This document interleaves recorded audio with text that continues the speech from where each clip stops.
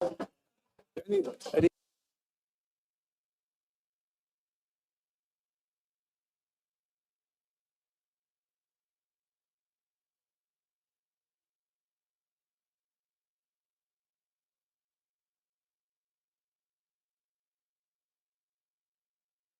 Okay, ladies and gentlemen, let's start, and I'm going to open the meeting. So, this meeting of the Overview and Scrutiny Committee is being live streamed on the Council's YouTube channel. The recording of the meeting will remain online for 4 years, and if you are present in this chamber, you are consenting to appearing in the recording and broadcast, which may also be used for training purposes. Okay, so before we go into any apologies, we'll go around the table and start with introductions. We have new members, we have people who left the committee and then in the space of 2 weeks came back. So let's go around the table, starting with the monitoring officer on my right, please. Thank you. Jane Cryer, monitoring officer.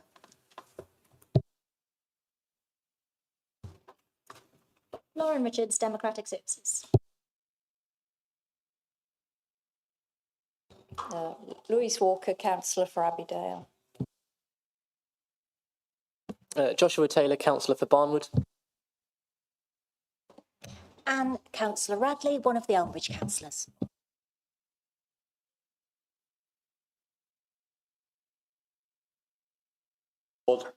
Substituting for Councillor Fiderhold. Councillor Jones, substitute for Councillor James. Thank you. Councillor Harris, Councillor for Quedgley Vale Ward. And Councillor Terry Pullen, Councillor for Moorland. Councillor Angela Conda, councillor for Kingsholm and Wootton. Councillor Stephanie Chambers, councillor for Quedgley Field Court.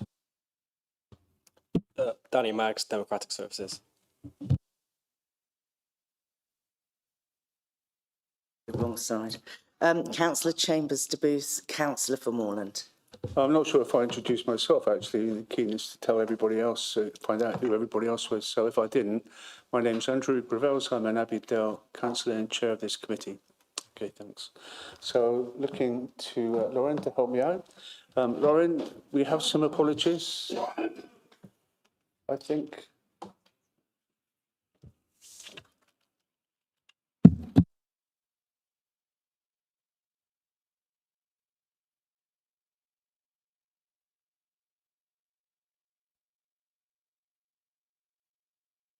Okay, any other apologies, please? Nope. Okay, cool. Thank you. Declarations of interest. Anybody have any interest to declare? It's not a pecuniary interest, but it's too close to my current activity, so I will remove myself when we're discussing the shop fronts. Thank you very much. Declaration of party whipping. We need you to declare if that's applicable in any item on the agenda, the different parties represented here. Take the silence as a no. Okay, minutes of the last meeting to approve as a correct record the minutes of the meeting held on March the 31st. Seems absolutely ages ago. Just looking back when I was reading the papers the last day or two, I made the point after that meeting, that really was an exceptional meeting where we put questions to the cabinet member for housing for well over an hour. He was well briefed, he anticipated our questions, and that's a really pleasant and useful meeting for all of us.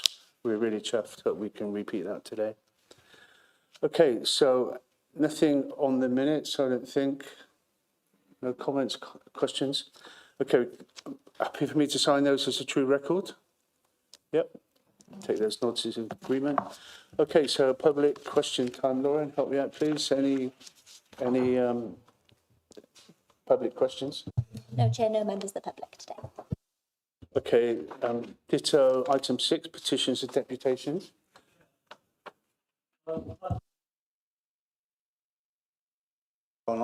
At the previous meeting, we asked the managing director if we needed this item on the agenda. He said he would go away and investigate, and we've not heard anything since.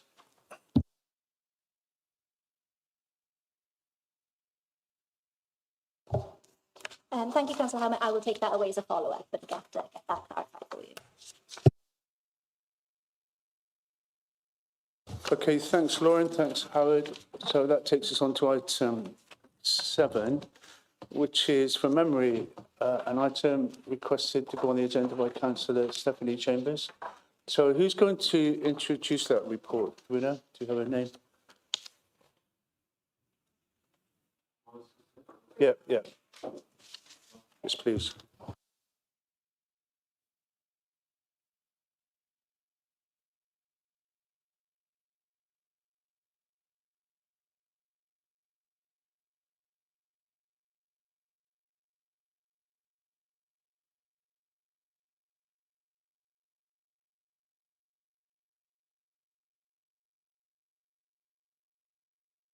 Okay, so thank you for the report. Thank you for the summary.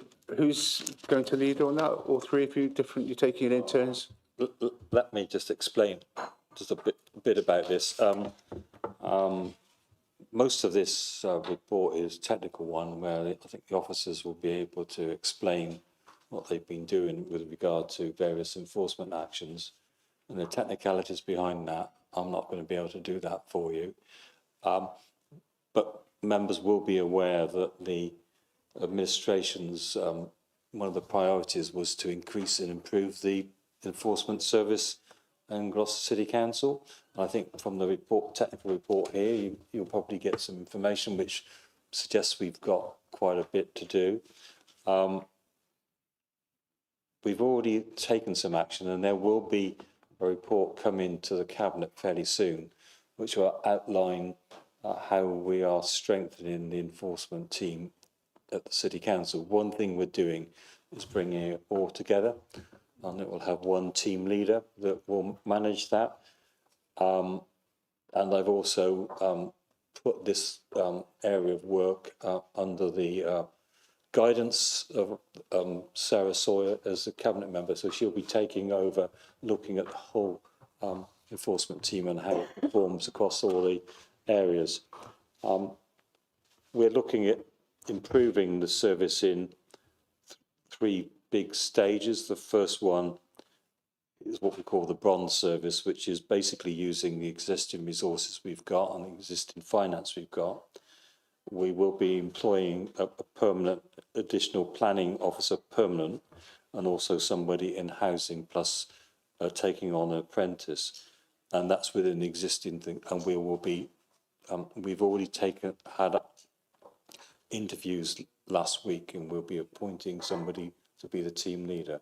And then we've got stage 2, silver, stage 3, the gold basically will be adding to the team to strengthen the number of people that are working to deal with enforcement actions. I think one of the big problems this council's had is just not had the staff. It's not about the quality of the staff, it's just not had the staff to deal with the volume of enforcements. We certainly know that's a big issue in planning enforcement team, where we just had one member of staff trying to deal with them, and she's at the moment got some big planning issues to deal with, and the small ones that are cropping up, there's not enough capacity to deal with them. So we're hoping things will improve. Chair, it's one of the objectives. It's going to take with time, probably the life of this council, to get things to where we want to get to it, but we're making a start. We did take on a temporary additional planning enforcement officer, but he quit the role after 3 months, which has set us back on one big issue that we're dealing with. And so we're now going to make that job permanent and secure a permanent position for that one, which I'll explain.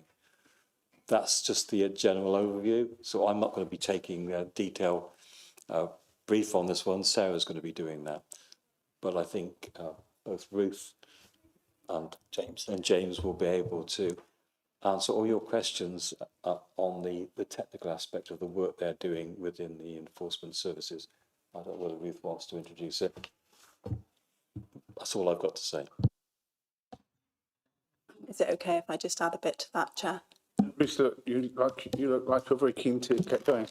Go for it. So I just wanted to explain, obviously, my presence as corporate director and obviously James's presence as an officer. So you can see from the information we've provided that enforcement is huge across the council in terms of the types of things we do, where it sits, the level of enforcement, the complexity of the enforcement, and I suppose one thing that we wanted to try and get across is that it's very case specific, how we go about enforcement and the route that it takes us on. And obviously the legislation will dictate what we are and aren't allowed to do. The level of enforcement will also dictate how rigorous we need to be in the process.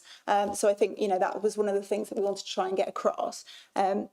So enforcement doesn't just sit with me either. So it obviously sits across a number of areas that I'm not responsible for, but I do have some knowledge of. And also very grateful that James has come along today, because James is our manager responsible for private sector housing regulation, which is obviously a very small part of all of the enforcement that the council does. But James has got quite a lot of enforcement experience, so we're hoping that he'll be able to answer some of members' questions. If there are things that we're not able to answer, we're more than happy to come back to you.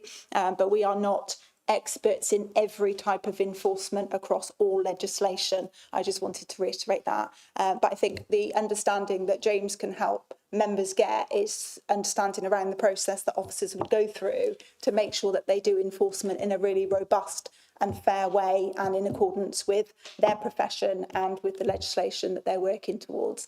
So hopefully that's helpful. Hopefully we can give members some good responses to your questions. But yeah, it was quite a lot of information that we gave you. We've given you an example of the range of actual enforcement activity, and apologies, it's not massively clear, and that's partly because every team uses a different system to record their enforcement. So, we tried to lay it out as clearly as we possibly could to give members a bit of an understanding and an overview. So hopefully you found the information we provided helpful, and it has prompted some questions.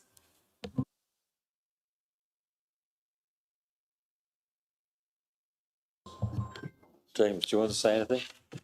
Nothing really to add. I'm here to answer any questions. Like Ruth, got about 25 years of experience at a senior enforcement level across London authorities and now down in the southwest. So I am the current enforcement manager for private sector housing, but obviously work really closely with all my colleagues and all the other enforcement services that are referenced there in the report. But I'm here to answer your questions today.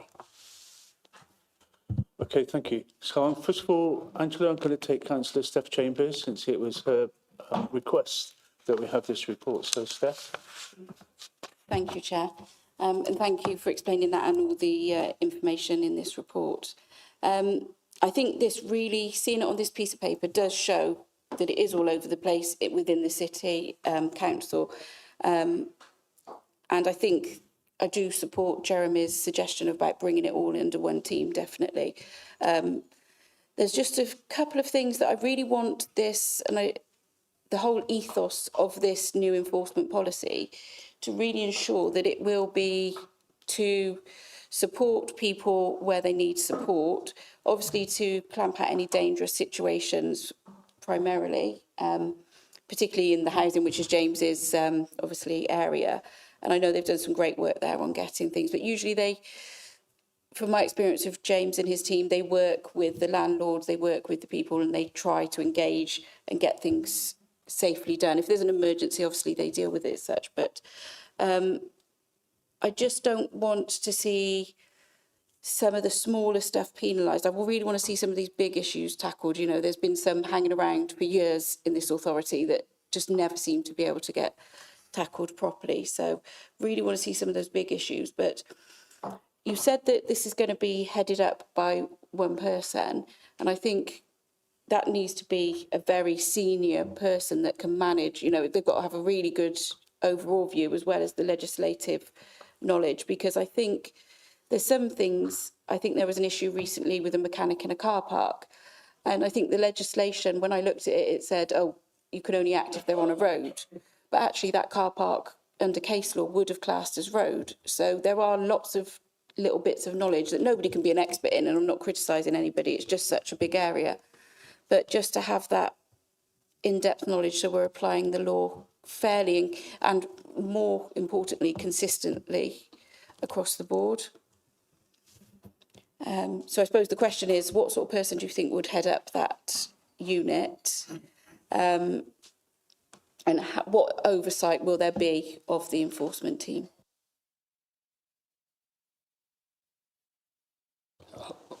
I'll have a quick go. I mean, when it comes to enforcement issues, I mean, obviously the first point of contact is explaining to somebody that they've breached the regulations.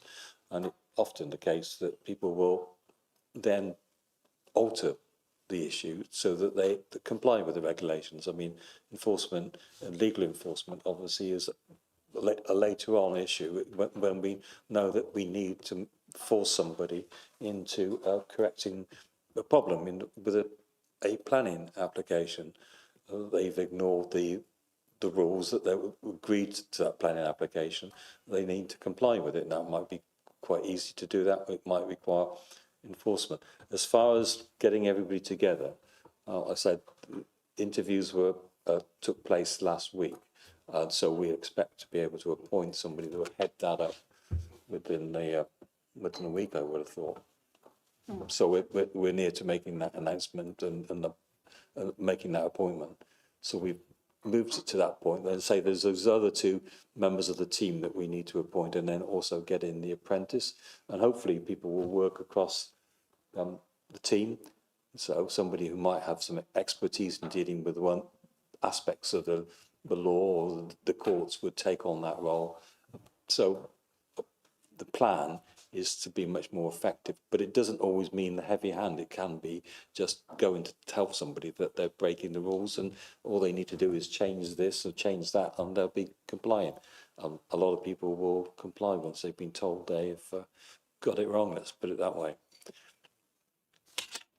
And then how are we going to educate people? Is there going to be an education policy alongside this enforcement? So if there's a particular area that you think, I don't know what you've come up with from the report, but a particular area that maybe people are breaching more often than others, are you going to look at an education policy first and sort of give out some information, do a bit of an amnesty if things are changing, just that kind of thing, just to support people? Because if anybody read that legislation the other day about the roads, you would assume I can't be a mechanic on a road, but you might not assume it could be a car park. You know, it's the law's complicated at best, isn't it? So are the staff going to be trained as well as they possibly can be? And are we going to educate the public before we start stamping down on things? Thank you. So, yeah, there's a few questions there all in one. I think in terms of the leadership, I think, you know, we are really clear that we need somebody with significant experience, and we are very close to being able to announce that person, unfortunately. So the person themselves knows, but the unsuccessful candidates don't know yet. So it would be unfair for us to make any kind of announcements at this stage. We're very close. I think, you know, completely agree that we need some significant experience, somebody with, you know, a really strong grip of lots of different pieces of legislation, because I think you know, some of the cases that you refer to, Councillor Chambers, that have been going on for a long time, the reason they've been going on for a long time is because they bridge multiple issues. And of course, as a council, you know, it's very complex, the work that we do, and we organise ourselves in a certain way. So we've got this team that does this bit and that team that does that bit.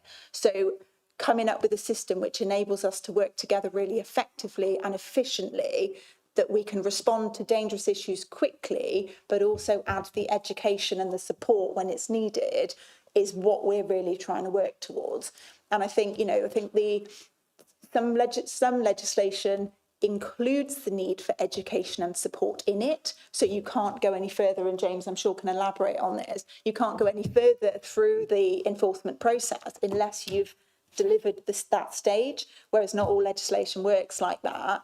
I think if there are issues that we're seeing that are repeated, and we've done this a little bit around fly tipping, we will run some campaigns to educate the public more broadly, rather than working with specific individuals that are repeat offenders, for example.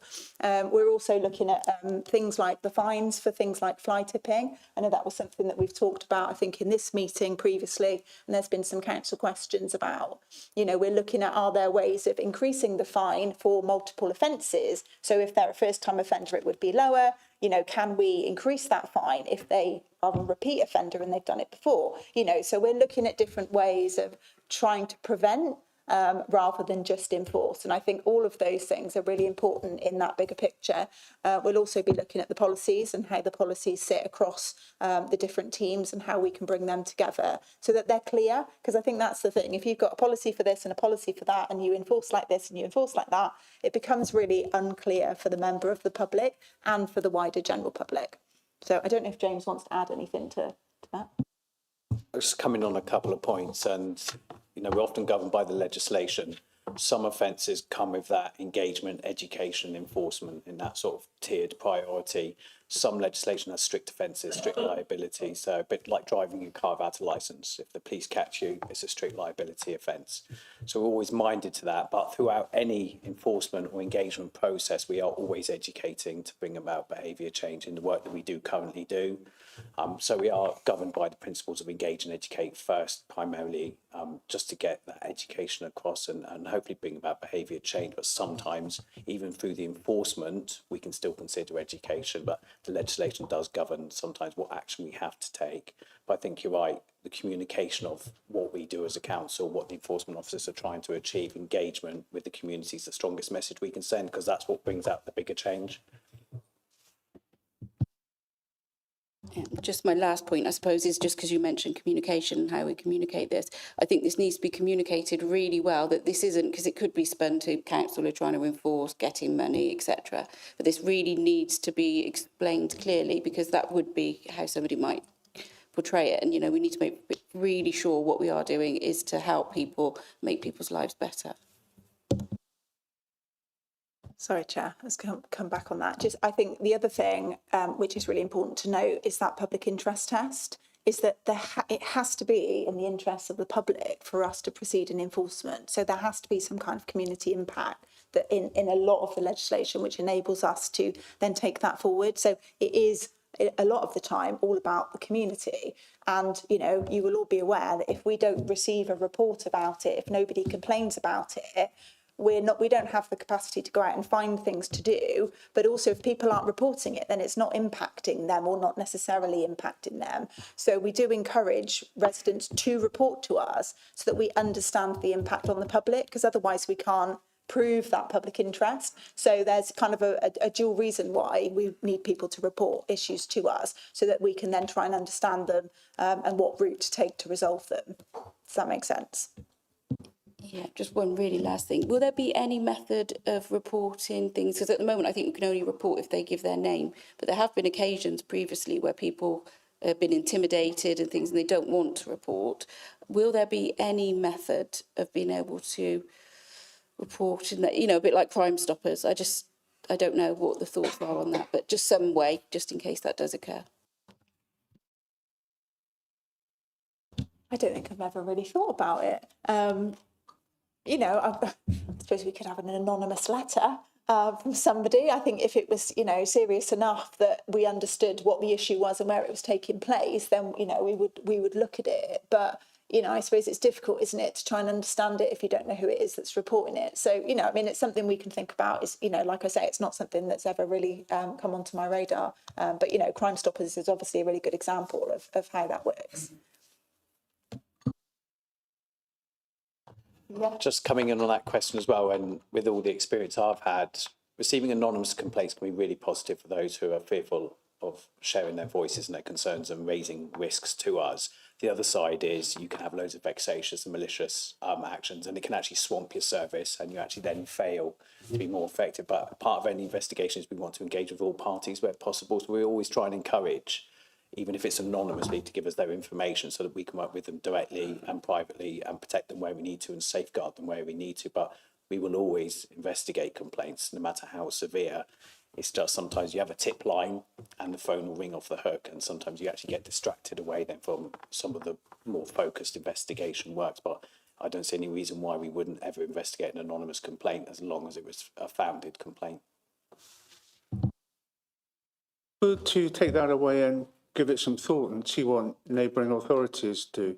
I think we know as councillors that people will call us as a councillor and say, "Oh, Andrew, Steph, whatever, can you have a look at this? Can you take it up?" We don't want to complain. We don't want to put our head above the parapet. They want to do the right thing, but they are, afraid's not too strong a word. They are reluctant, and use that word instead, to put their head above the parapet and make the complaint themselves. And occasionally, when I get that sort of conversation, I do try to, particularly when it's reporting antisocial behaviour, do try to get them to call the police, because that way, obviously, they build up a picture. But I understand the point you're making. I think it's a fair one, and maybe Gloucester City could end up being a bit of an innovator in this area. But can you take it away and have a look and talk to your colleagues, please? Steph, you brought this item to the committee. Is there anything else you want to add?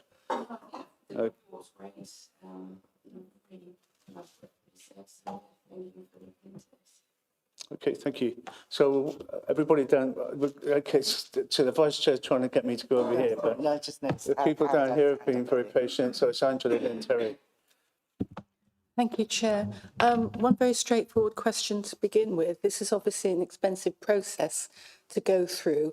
And I saw that in some cases we get the money that's, you know, the fine for infringement, and sometimes we don't if it goes to court. How is it decided which cases go to court and which are dealt with within our own four walls?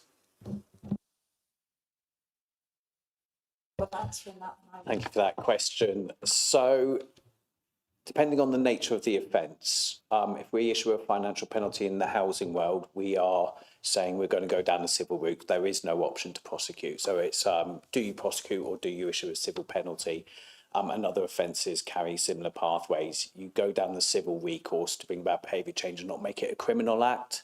So you discharge the criminal element. So we're traditionally governed by the legislation of what options we have available to us. And then, as Ruth alluded to earlier, we look at that public interest element, which is part of any legal test that we must apply, and public impact as well before we make a decision. The recovery of financial penalties is always a challenge, especially when some of those individuals don't have the funds to recover it. But when we're looking at a higher level of enforcement, you know, we do look at quite robust enforcement recovery elements. So private sector housing, as you can see in that report, has some of the highest levels of penalties that we can issue. Companies sit at £30,000 per offence, and with the new Renters' Rights Bill coming in this year, that's going to be up to £40,000 per offence. Those are very high level fines, but that's reflected in the legislation and how the government sees the severity of these offences. And we have a very good recovery rate. But throughout that process, we're always engaging with those individuals, mediating with those individuals. And we do make that decision to either go for a penalty rather than a prosecution for a first offence. If we're looking at multiple offences, we might go for a prosecution because of the public interest element. We will struggle to get any financial recovery through prosecution because the courts retain all fines that are awarded in prosecution. So civil penalties are quite a good approach in the first instance when you're taking enforcement action, but not all legislation has civil penalties available to them. Thank you. What's the process when people drag their feet? I understand from the enforcement officer that she sends a letter. If they then don't take any action, what's the process after that? What time scale? You know, in a perfect world, when the enforcement officer's got the time to do all these small cases, what's the process moving on from that letter being sent?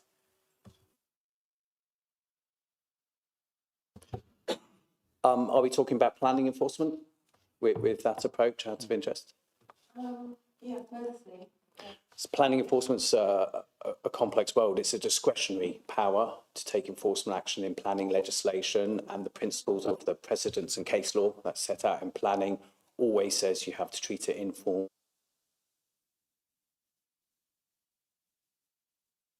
What warning letter do you send? How much time do you seek for compliance? But the principles of planning enforcement sets out you should always engage. You should always work with the individual and the recipient of any enforcement warning letters before you consider the nature of the breach. And then if you serve a planning contravention notice or a plan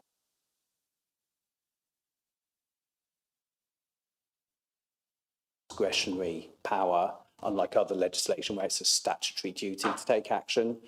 So, but without knowing the internal procedures of planning enforcement, I won't be able to answer the specifics about the timescales, but there would normally be a principal element of investigation, visit, warning letters, contravention letters before you then would consider enforcement action. And again, you'd look at public interest, public amenity and public impact. Regarding public interest, I've had quite a few situations recently where I've reported various infringements, and neighbours, residents have said, look, what's happening about this?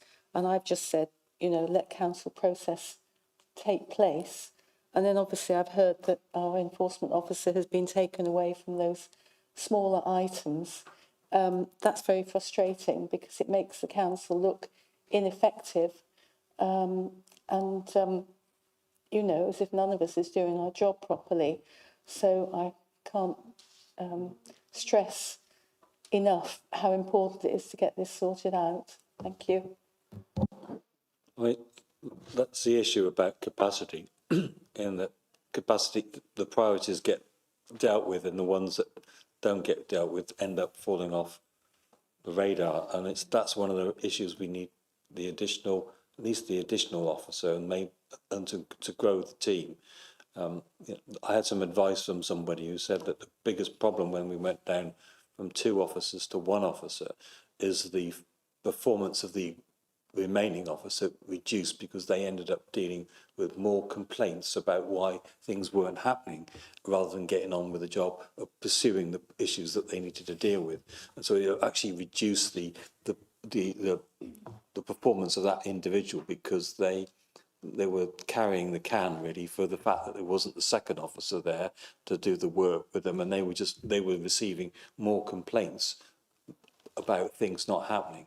So hopefully with the additional 2 in the planning enforcement officers, that will help. But even so, I suspect that's quite a lean team for Gloucester City Council, a number of planning breaches we have.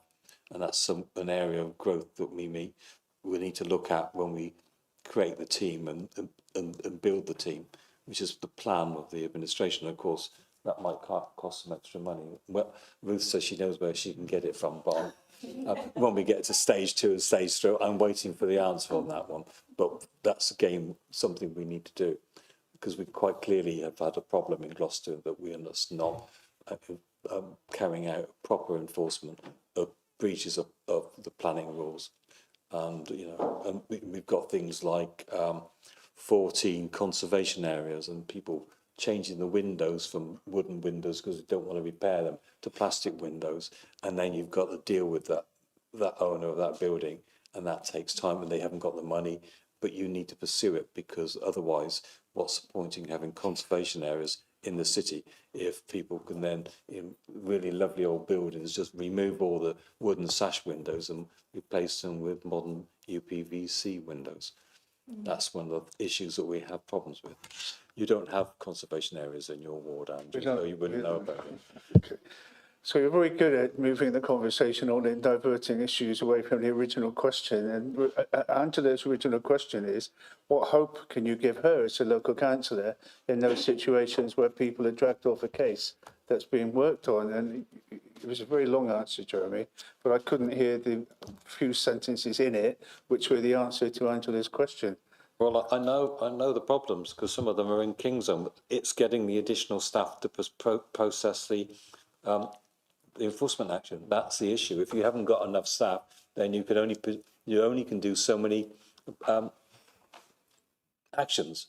And then if you then on top of that getting complaints about you not working through the actions, what you're doing is, you know, the officers need to spend their time not answering complaints about that. They need to be dealing with the planning breaches, going through the process. So let them get on with that job. But having 1 for the whole of the city of Gloucester just wasn't enough. We're going to take it to 2, but we're building a team which we hope will bring in more capacity to assist in that area of work that we think is important. And it's one of the key priorities in the new corporate strategy, that we've approved in this council only the other day. Angela, we've got it in the minutes. You heard what he said. Can I make one last point? in Kingsholm in particular, I think we have a lot of commercial interests. They know what they're doing. I like the phrase, it's easier to beg forgiveness than ask permission. And I think in many cases, people are trying it on.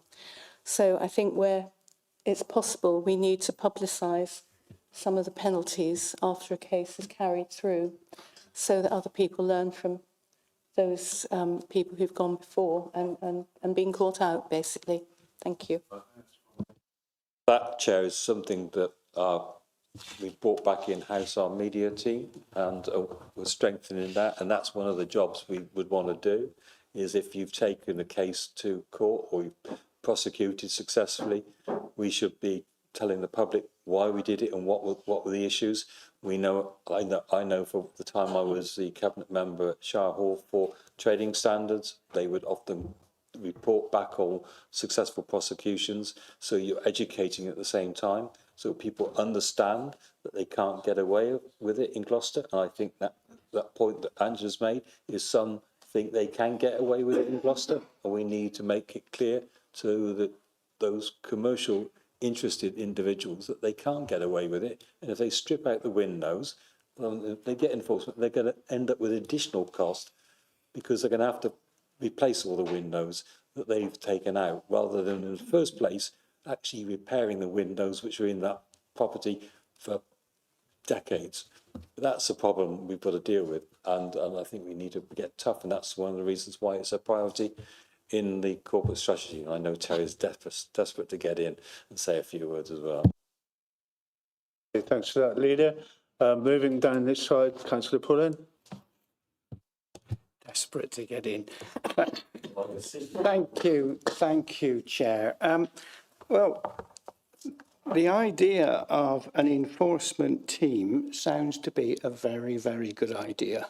I'm surprised we haven't done it a long time ago, but bringing everyone who's involved in enforcement all under one umbrella sounds to be absolutely the right way forward. I was quite astounded from the report, and thanks for the report, was all the different legislation, whether that's planning, licensing, solace, parking environment, the whole lot. It's a nightmare.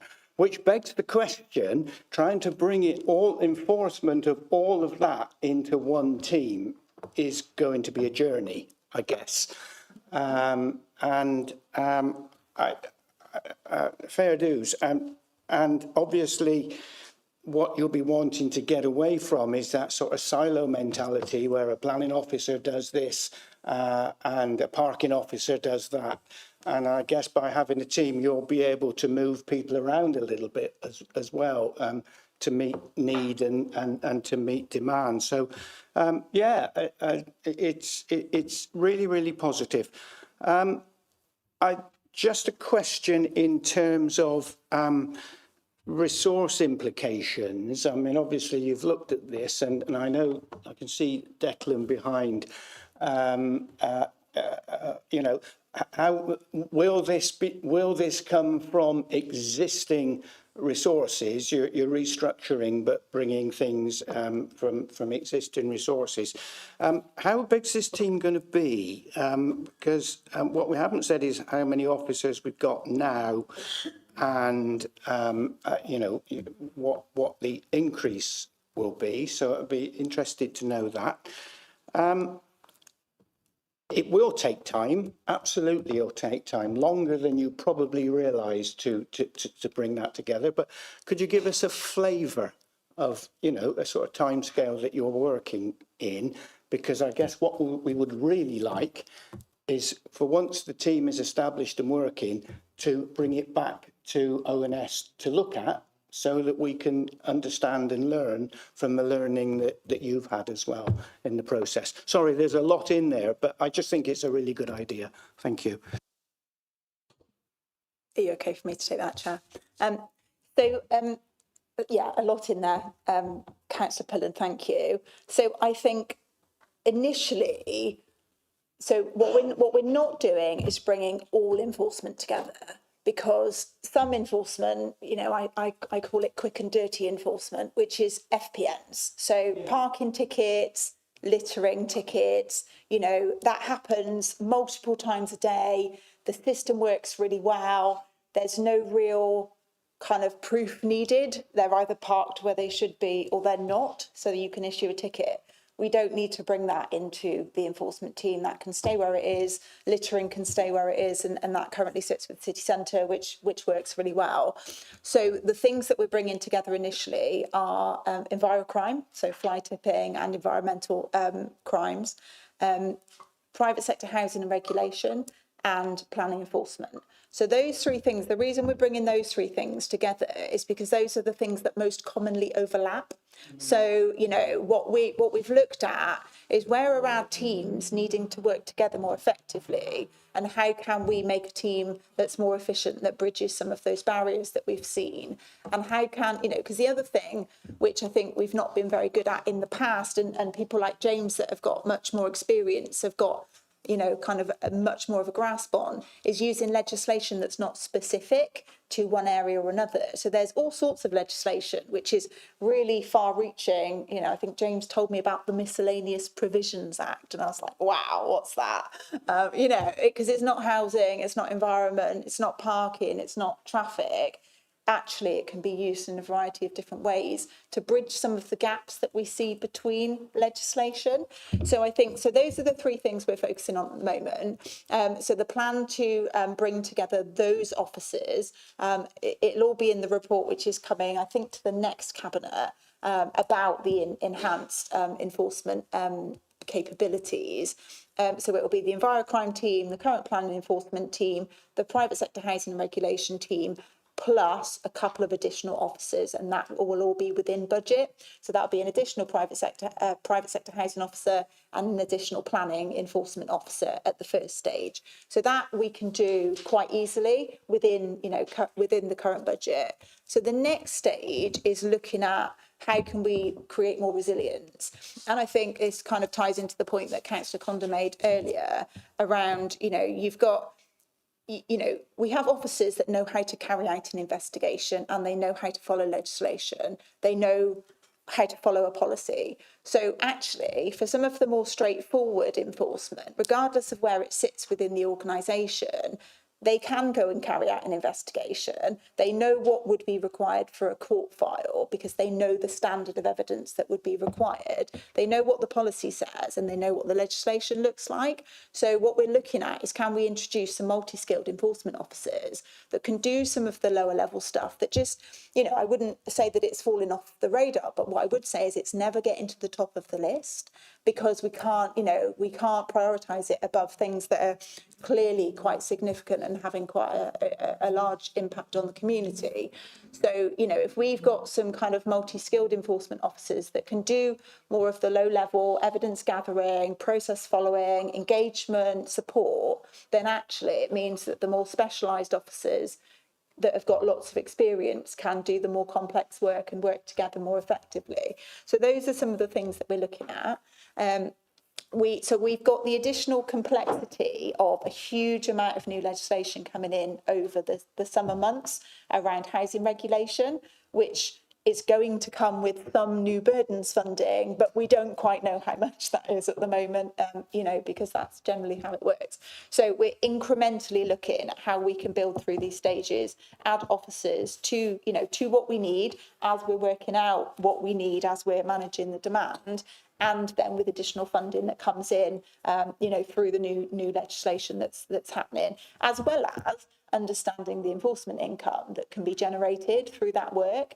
So, I mean, it's quite interesting the point that James makes about going to court or going down the civil route, because quite traditionally, if we went to court and we got a prosecution, we would go to the press and we would, you know, shout about that. But that's not where we can generate the income that then keeps the service running and enhances it further, because the court then keep all of the fines. So it's constantly balancing, how do we best deliver what is needed and what outcomes we want to achieve through this case. So, you know, and I think one thing that is clear is that we need a really experienced lead in that team to help us do that.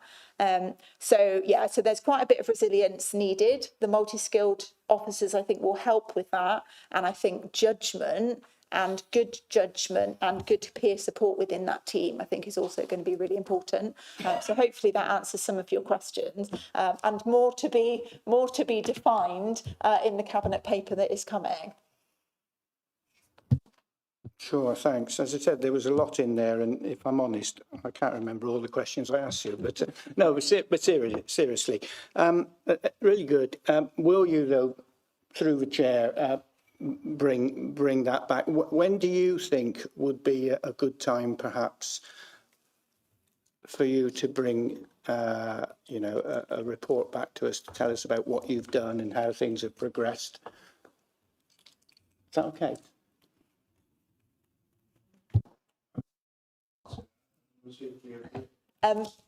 So if we think about the phasing, we're not going to know what funding we're getting through the new legislation until probably September, when we've got to start implementing it. Is that going to be about right, James? Over the summer, it's kind of happening, isn't it?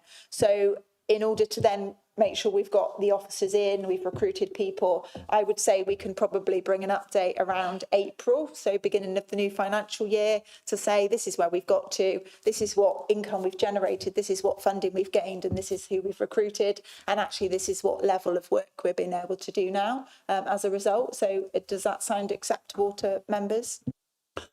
Looking around the table, it looks pretty much like you've got consensus there. Have we got that minuted, Lauren, please? Okay, thanks, Ruth. Well played. So, Terry, Councillor, you finished with your line of questioning? Yeah, thank you. Thanks very much. It's a very interesting discussion. Really good. Thank you. It's really good. Thank you. Liam, any questions or comments?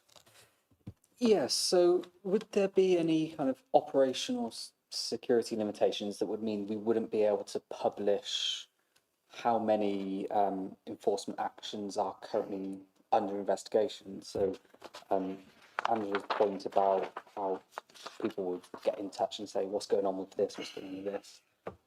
I'm wondering whether, I know with highways, they have a system that if there's a pothole, you can report it and you can see that's being, council's aware it's being dealt with.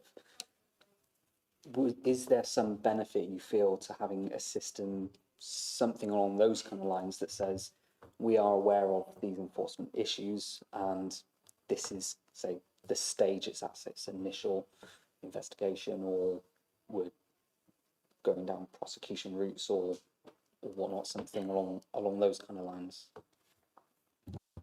So James might be able to help me a little bit with this one, but I think, so in terms of fly tipping, yes, because it's completely impersonal, so it's not on anybody's property, there's no people involved, there's no necessary obvious vulnerability, whereas housing issues, you know, planning, I think, you know, they're some of them can be quite different, but I would probably say no in terms of housing regulation. I don't know if James would agree.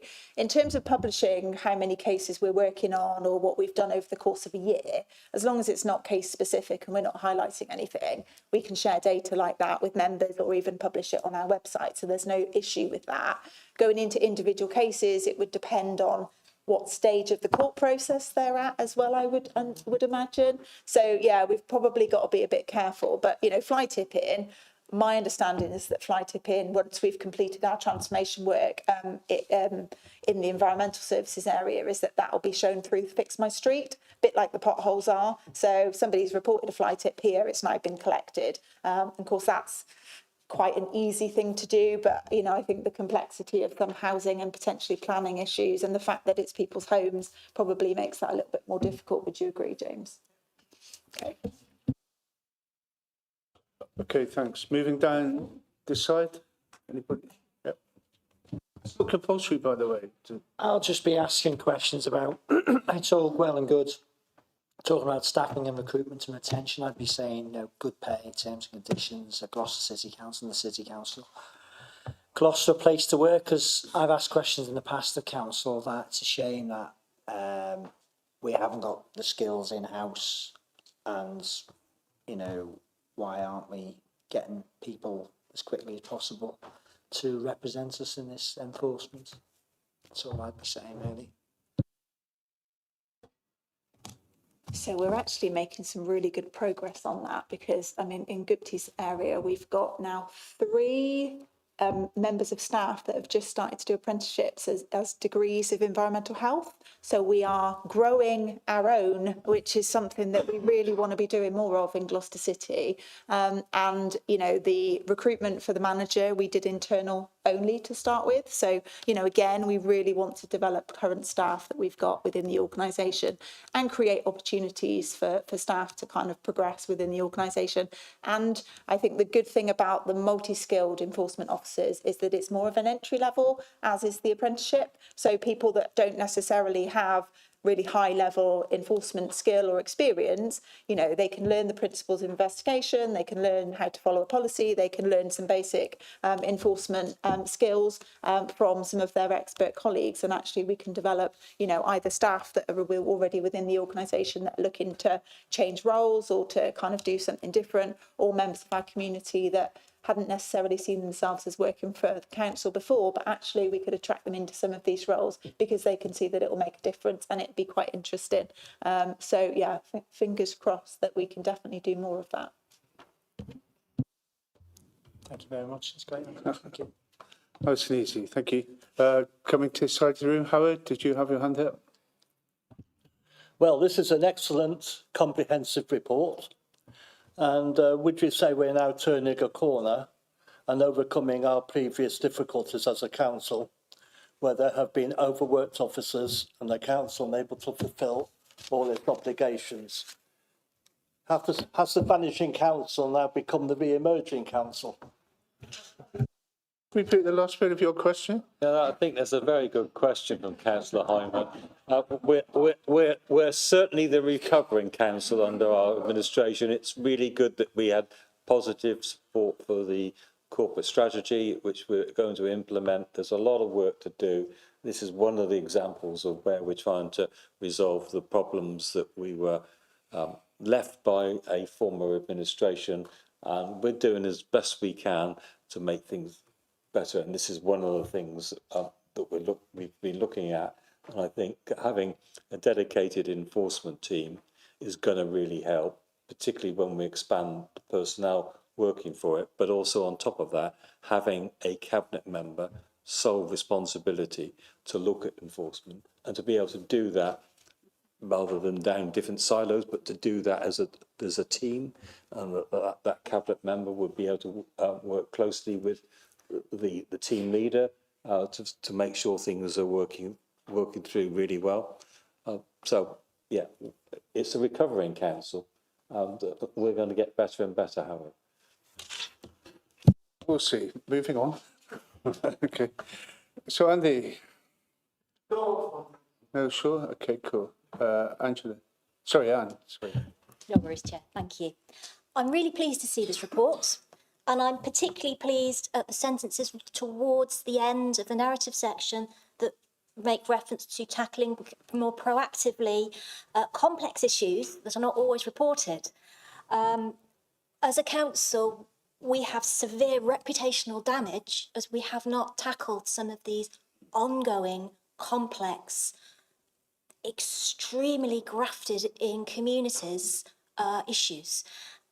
Do you feel that this is going to help us with that lack of confidence that particularly residents in my ward have in our ability to do anything?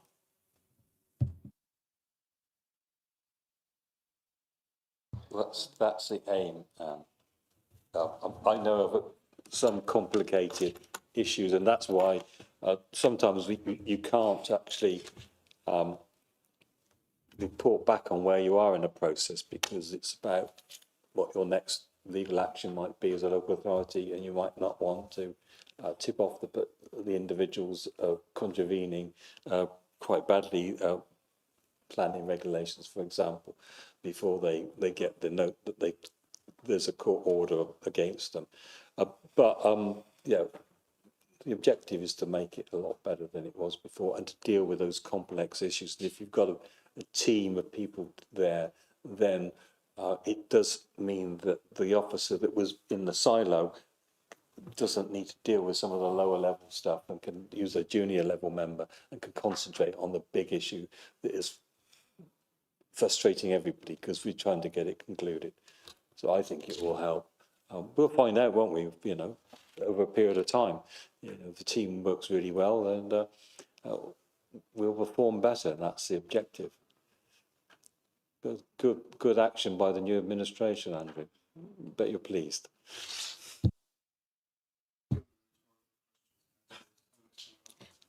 You see, I thought you'd stop then. I was pressing my button for my next one. So, again, one of the things that I'd be interested in is, do you think that reformatting this team will help officers work sort of with multi-agency issues, where many agencies are involved in regulating a problem? Sometimes you end up with this sort of shell game system, whereby it just shuffles between the agencies. Everybody says the other agency should be doing something. They all blame the other agency. So will this team help, you know, smooth out those challenges?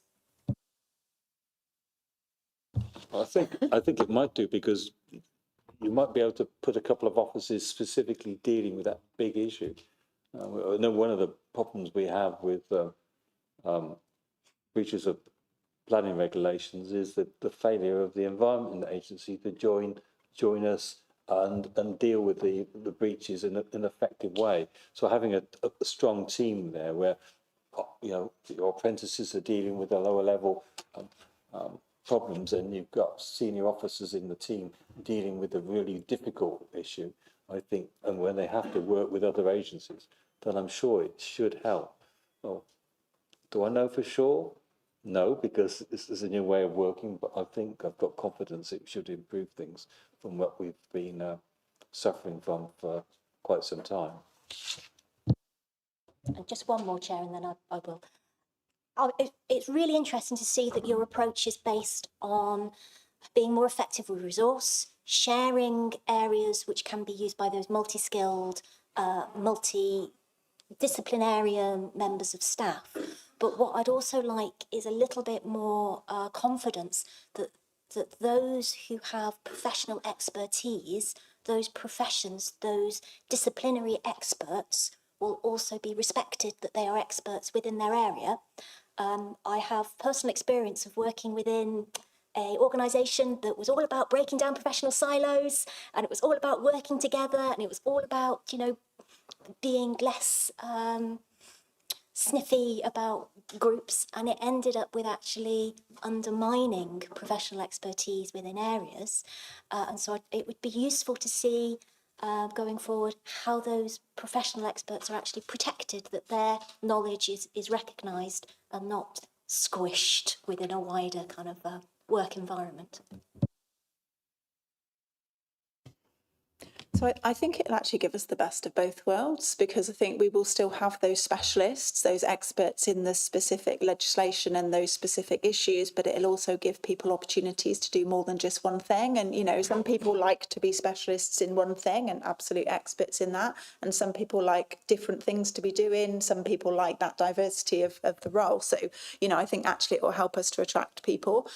You know, I think sometimes we call things random things and then it doesn't attract people. So I think, you know, we need to be really clear about how we describe the roles so that we do attract people. But, you know, I think there's definitely a role for both. And it's not about, you know, deprofessionalising anyone. It's about using the right skill at the right level to be efficient and to build resilience and to support, you know, those with the experience and the expertise to be able to focus on the stuff that they are best to be focusing on. So I think we've seen it done well in the past, and I think we've probably seen it not done so well. So, you know, I'm sure there are lessons to be learned. So we will definitely take those on board. Lovely. Thank you very much, and thank you, Chair. Okay, thank both of you. So Joshua, Councillor, no questions?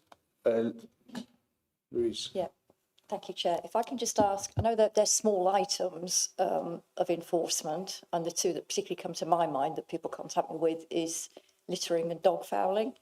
I mean, if I encourage residents to come forward and report it if they know it's a certain person and it's a regular occurrence, is there the capacity in there to go and monitor? Because obviously with those sort of minor infringements, although they cause a lot of upset, really, unless you pretty much catch someone in the act, it's very difficult to pursue the enforcement, isn't it?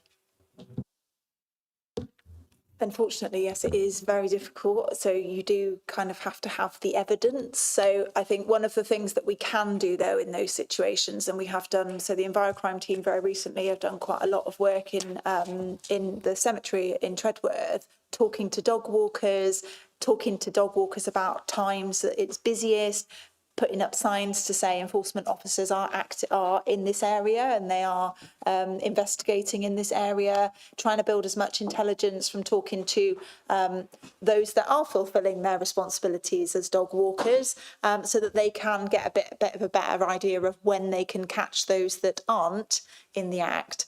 So there are things we can do, but it is really difficult. That what I referred to earlier as kind of quick and dirty enforcement is actually really difficult because you do need to actually catch them in the act. So yeah, there's kind of swings and roundabouts, but like I say, there are ways of us dealing with it more effectively. That's very helpful, thank you. So I think that completes our line of questioning and line of comments. Yeah, I was going to come back to you as a person who requested it for the final word. But, just before Steph speaks, just thank you for your patience and your courtesy. So Steph, very final word to you, if that's okay. Thank you, Chair, for giving me the opportunity. It's just two little things that I wanted to pick up on. One was what Liam suggested about, and I know it is difficult if there's an ongoing investigation, but I know there was a case a few months ago in Barton and Treadworth, which Councillor Patel raised with, there was a lot of complaints from residents about dogs barking. And I think the residents really felt like the City Council weren't acting, and it went on for a few weeks and nothing happened until the police sort of swooped in and then took all the dogs away.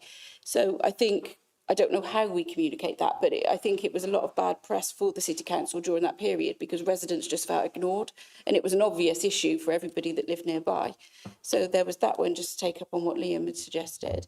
And then the other thing is, with the governance of this, if you think back historically to 1981 when the CPS was created, the whole reason that that was created was to create a separation between somebody that's going to prosecute and then somebody that is doing the investigations. Now, city councils don't actually have that because even one legal, although it's separate, it is part of us. What are you going to do about separation of powers in that respect to make sure that there's nothing that can go wrong? Because it's a definite right for the CPS and police to be separate. So there's definitely something that needs to be looked at in relation to this as well.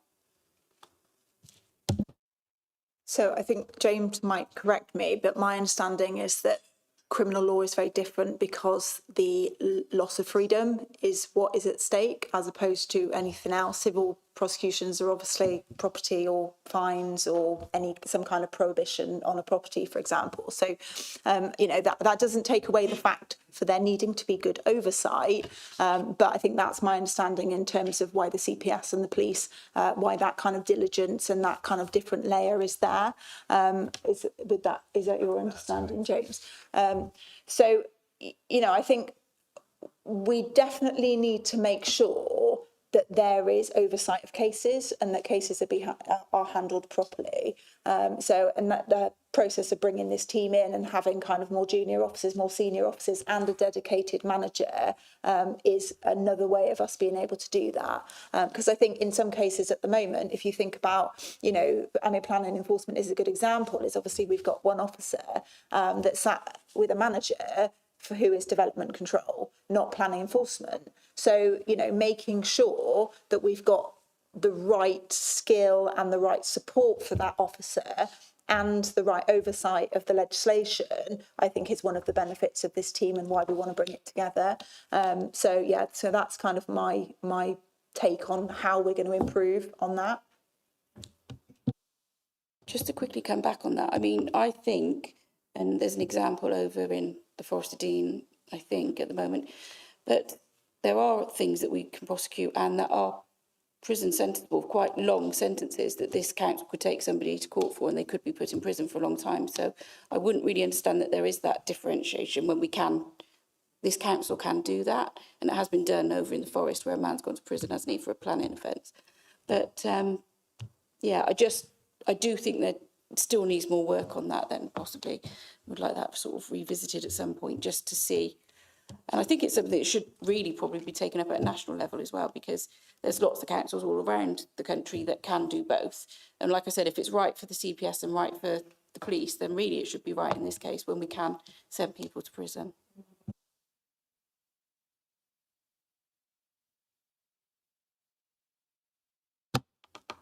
I'm not aware of the details of that case, so I don't know how that's happened. But yeah, luckily, I don't think any of our planning infringements have been that bad quite yet. But we'll see. We'll have a look at it. We'll have a look at that. I've got a comment. Sorry. Oh, No, no. go. So for certain offences, depending on the level, if you go through a prosecution, some of the penalties that might be given under proceeds of crime order by the courts. If they don't comply with that, then the courts can order an imprisonment. It's sometimes not necessarily a direct response to the primary offence. So there are different elements to consider. I mean, we do have two pieces of legislation which are either way offences, imprisonment or significant sentencing and fine. In those instances, we'd often go out and seek external barrister and legal advice anyway, due to the very severity nature of those cases. But we do have various stages throughout any enforcement case leading up to a prosecution where we have disclosure officers which would have an independent oversight of cases, and then obviously we have the one legal process as well where we would instruct, but they would provide professional comment on all the three statutory tests that need to be met. But on those really high level cases, sometimes it's a court decision around the sentencing that's actually taken out from the initial offence of perhaps planning enforcement. So, but if we could get more details on those elements, we can always take that away and review our approaches and steps that we should take in those cases. So let's wrap that up there. Thank you again, as I say, for your courtesy and answering all of our questions. You're on a bit of a roll at the moment. That's, I'm sure, something that you're very happy about. This item appeared on the agenda at the request of one of our members, and I was saying in our pre-meeting that we don't have to slavishly follow the forward plan. And, I'm always trying to persuade every member of this committee, as I did when I chaired audit, to come up with ideas of their own that we could add value to and scrutinise. I think the one we came up with in our pre-meeting is we think we'd like to take a look at the bid in future. Okay, so Jeremy, Ruth, I forgot your name, I apologise. James, sorry, apologise. Thank you, and thank you to Steph. I think we'll plough straight on. We've still got 3 items left, so we're going to have to be a little bit snappier with our questions and comments and presentations, if we can, please, on these last 3 items. So, Sarah, are you flying solo, or have you got somebody else? Okay. So when we had while you're settling down, when we had the pre-meeting, all of us thought this was an excellent report. We like it. We like what you're trying to achieve. And so I didn't say that to flatter you and get a shorter presentation, but just wanted to let you know where we're going with this, if that's okay. Thanks. So this is a report I asked to come to Cabinet because I want to introduce an area of special control within the city centre conservation area to allow control over the placement of advertisements, and in particular fascia signage on retail units. To do this, we have to apply to the Secretary of State and then notify the public we are doing this. Examples of poor signage have been increasing in number and are likely to continue to do so unless controls and enforcement resources are introduced to deal with it. Poor quality and inappropriate fascia signage is causing harm to the appearance and overall historic character of our city. The harm is not only cosmetic damage to a historical building, but it is also the longer-term downgrading of standards in the city centre, potentially leading to less pride and reputational damage. The city risks a growing perception that poor is the norm and that the council is not committed to driving up the quality of development in the city centre. The city centre risks becoming generic in appearance with poor signage, leading to decreased economic interest from investors. And research by Historic England has shown that areas with better quality and more appropriate signage, in keeping with the historic nature of the area, are more desirable for investors, more economically viable, feel safer and have a positive effect on community well-being. So there are many benefits to this project. I found that we've got a repeated cycle of not applying our policies that conservation officers spend hours creating. We're not listening to conservation officers on planning applications, and we're not enforcing others that don't follow our policies. And this is something I want to change. And this is kind of one part of a bigger, we've got lots of things in the pipeline we want to do to improve the city centre, and this is one kind of key aspect that we want to do to kind of start the process really of changing the way that we've been doing things. So happy to answer any questions. Don't know if the officer wants to say a few words. You don't have to. That side, I think. Just to add really that we do see that following on from the previous report that we have had issues with enforcement on these. They are seen as the lower priority cases, and in introducing this we will be asking people to apply for permission in advance for their signs, which will hopefully reduce the need for enforcement. And as people get used to the idea that they have to apply for permission to put signage on, and that is a key change, and that's sort of the key step that we're hoping to take with this report and with this area of special control. Okay, it's really good, thanks. As I said in my short intro at the pre-meeting, we like this report. We think it's really good, going in the right direction. So I say that to try to limit the number of questions and comments, if that's possible, please, committee, in view of time. So looking around, I don't see any hands ready to go up. Steph Chambers and Terry Pullen. Thank you. Just a really quick question. It mentions in here about consultations and speaking to estate agents and planning agents. Alongside that consultation work, I think it would probably be beneficial to add in solicitors that do, leases, new leases, etc., or taking over leases.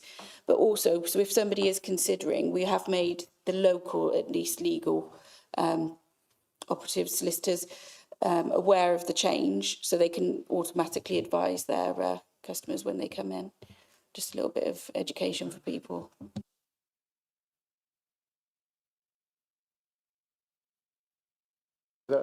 Okay, cool. Councillor Pullen.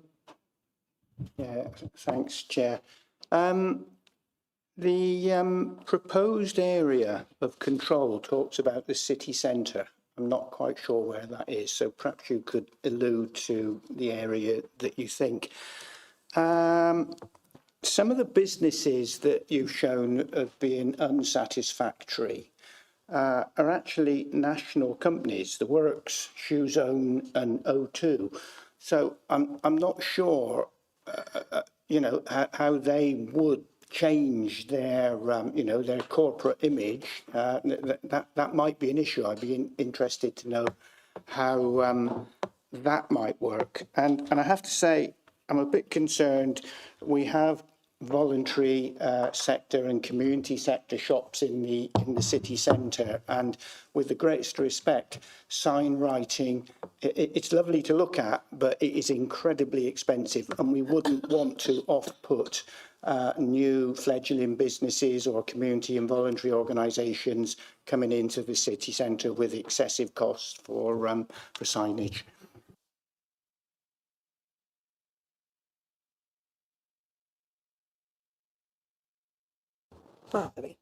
So in terms of cost, it really does depend on the state of the shop front to begin with. But in terms of traditional sign writing, it can be expensive, but actually between £300 and £600 is how much you would spend on a traditional sort of normal size fascia. And that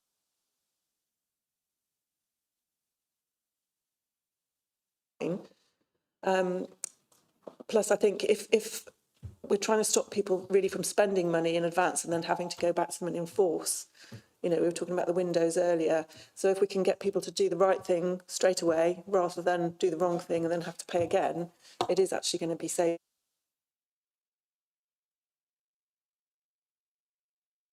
Cover the conservation area. So we will be looking initially to look at introducing the area of special control in the city centre conservation area, which is designated on the map in the conservation area management plan, but it's basically the city centre, the gate streets. Yeah. Yeah, and we talked about kind of it being national companies do that, but I've seen it in other places. I remember going to Winchester, and I mean even McDonald's do it here to an extent. If you look at the McDonald's here now, they've changed the sign to what it used to be like in the 80s and 90s. Like, although they're branding of certain colours and certain styles, they can sometimes make it work in the old-fashioned. I've seen it done in old-fashioned kind of frontages. So they are. I've seen it done other places, so I know they are open to doing that kind of thing. Thank you. I don't see any other hands. Oh, sorry, Josh, and then Howard. Sorry.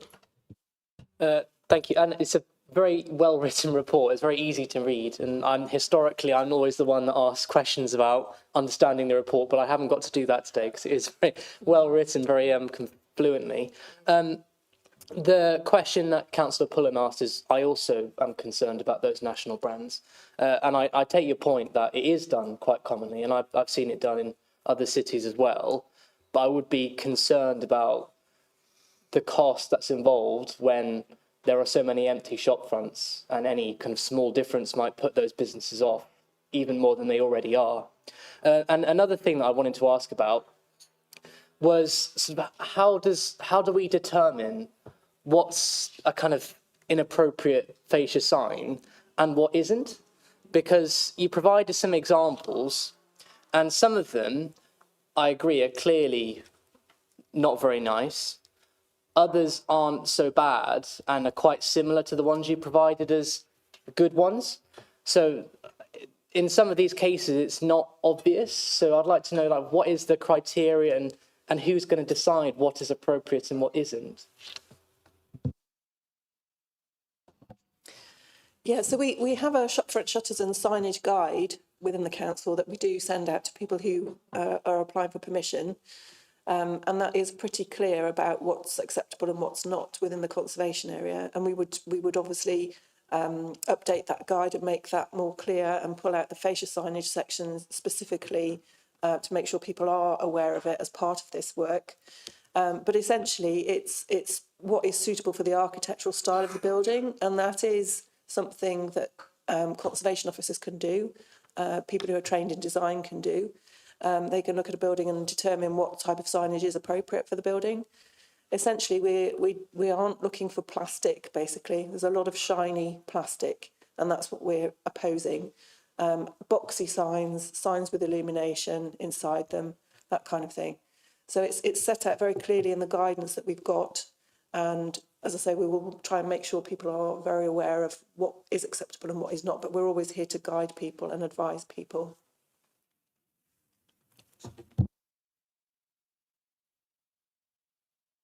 That's okay, but I mean, yeah, I'm not fully aware of it, but yeah, I assume that officers would be.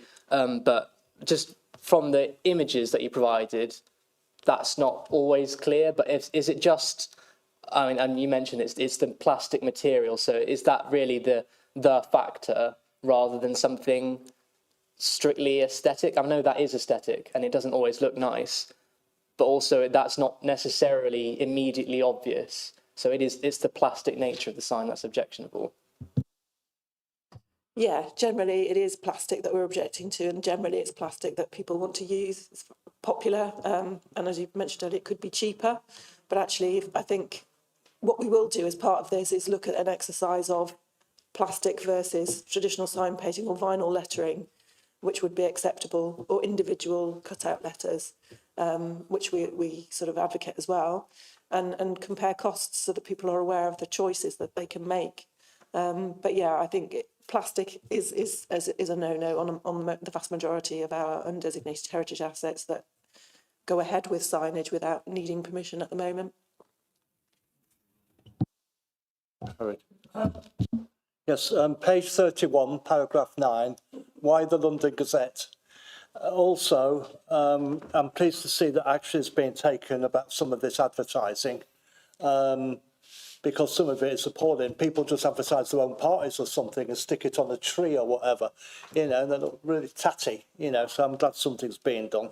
So that's basically all I have to say on this one, but I'd like to know why we have to advertise in the London Gazette. It's an historical planning thing. So any kind of new planning legislation has to be put in the London Gazette. That's what the legislation asks us to do. I mean, obviously we'll do it in other papers as well, but the London Gazette is the one that they ask us to make sure we include it in.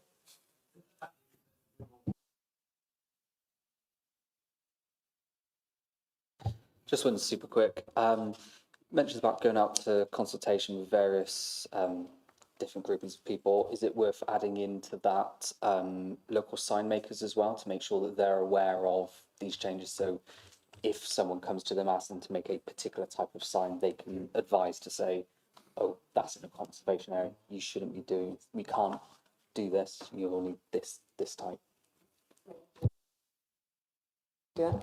Yeah, we have thought about that because obviously they're going to be one of the group of people who are going to be objecting to this probably. So part of our education will be to go out and talk to them about what they can provide for people. You know, if they can do cut-out lettering, if they can do vinyl stick-on lettering, then, you know, they're aware of it and they'll be able to provide that service.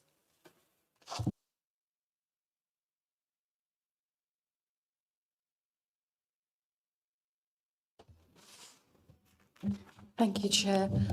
Just a comment, really. I think over the years we've seen what you might call Americanisation of our high streets, where every shop tries to outdo its neighbour with bigger and brighter and more gaudy signage.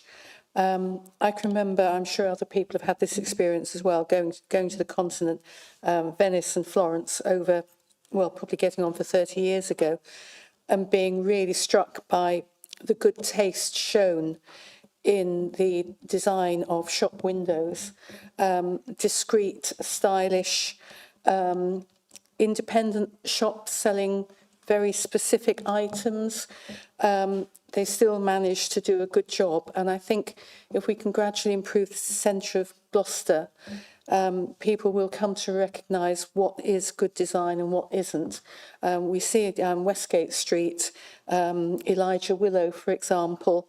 You see that and think, oh, that really looks classy. And I think that's the sort of standard we need to aspire to. Thank you. Okay. Looks like you've got a good run into Cabinet next week from this committee. Okay. Can I ask a question? Oh, the Vice Chair wants to ask a question, sorry. One of the things that concerns me a bit about this is, I fully agree that some of the shop fronts and signs, in my opinion, to my taste, are vile. But I'm not sure when people have been allowed to get away with this for so long, how that then becomes enforceable. You've got things like the Rushton Dog Rescue, for example. There's 2 air ambulance shops with pretty much the same signage.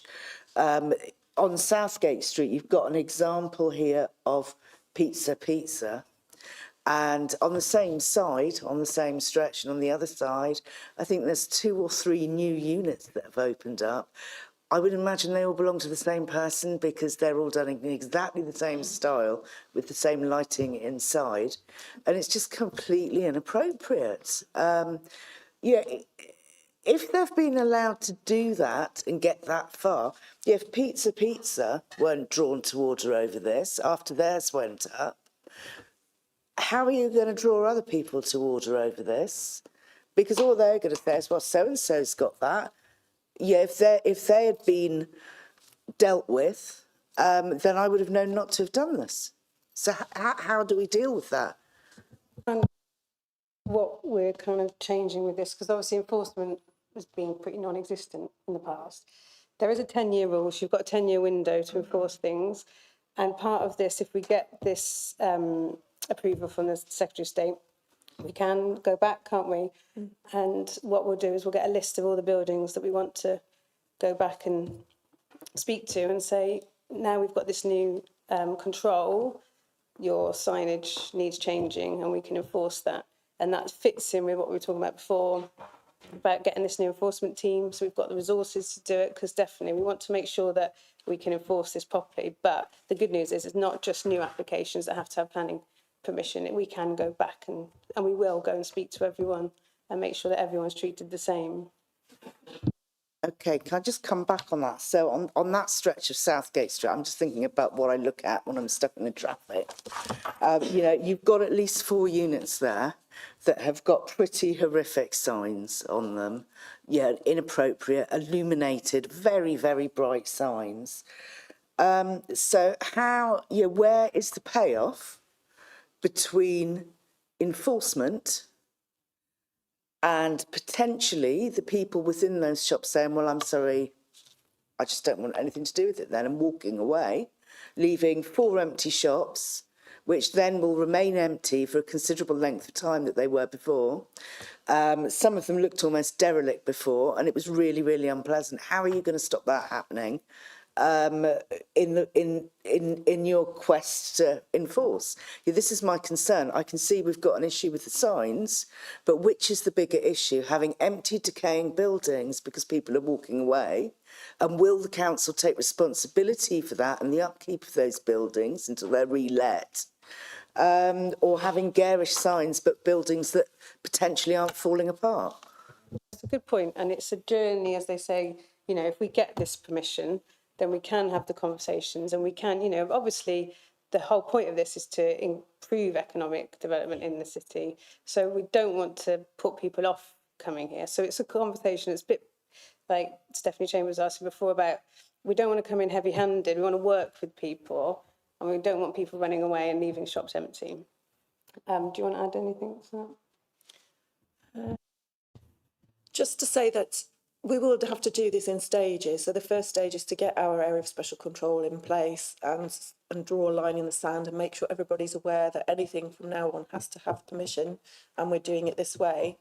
And then it'll be probably until our enforcement team are set up, and that we can start looking at the retrospective ones.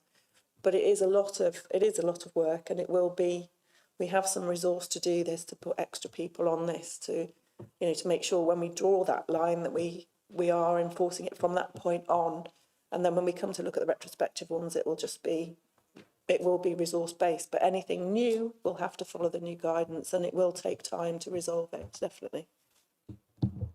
I'm sure we all wish you the best of luck. It sounds a really pragmatic approach. We're not going to change everything overnight. And I got stuck in traffic coming here in Southgate Street, and I took the opportunity while I was stuck there for 5-10 minutes just to look at the street scene. Wow, all I can say is what a hodgepodge, and the sooner you get stuck in there, the better. Oh, come on, last one. Sorry, it's just in relation to something you said about the retrospective. Now, I really disagree with the retrospective going back, because I just find it very unfair. Unless there was guidance about at the time as what looked good, you can't expect somebody, it's subjective, isn't it? You can't expect them to do that. And I think it would be very unfair to waste our time. Yes, by all means, talk to them, encourage them, say, look what they're doing, they look a lot better. You stand out now as a bit of the ugly one kind of thing there. But I really would strongly disagree. It'd be like driving down a road, them changing the speed and then prosecuting you for speeding when you weren't. It just never feels right to me. But we will do it in a way, it will be conversational, it will be, in partnership. And first of all, we have to find out what people say. But like you say, if they refuse, we have to decide where we go. But there are other projects, like Claire was involved in the HAS project, which we got funding to help support businesses. So there will be businesses that will probably happily do this, and there will be businesses that won't. And then maybe we have to, we're looking for more grant funding, and then those could be involved in that project. So we could say, we'll help support you financially. So, I say it's a journey, and we don't want to make things worse. We want to make things better. So we don't want to do things that will make things worse. So, Steph, do you want to come back? Because that was actually quite a fair point. No, I think that's a fair answer, that if we can look for grant funding and things like that, but to enforce against somebody for not doing something wrong when they actually did it, it just, don't feel right.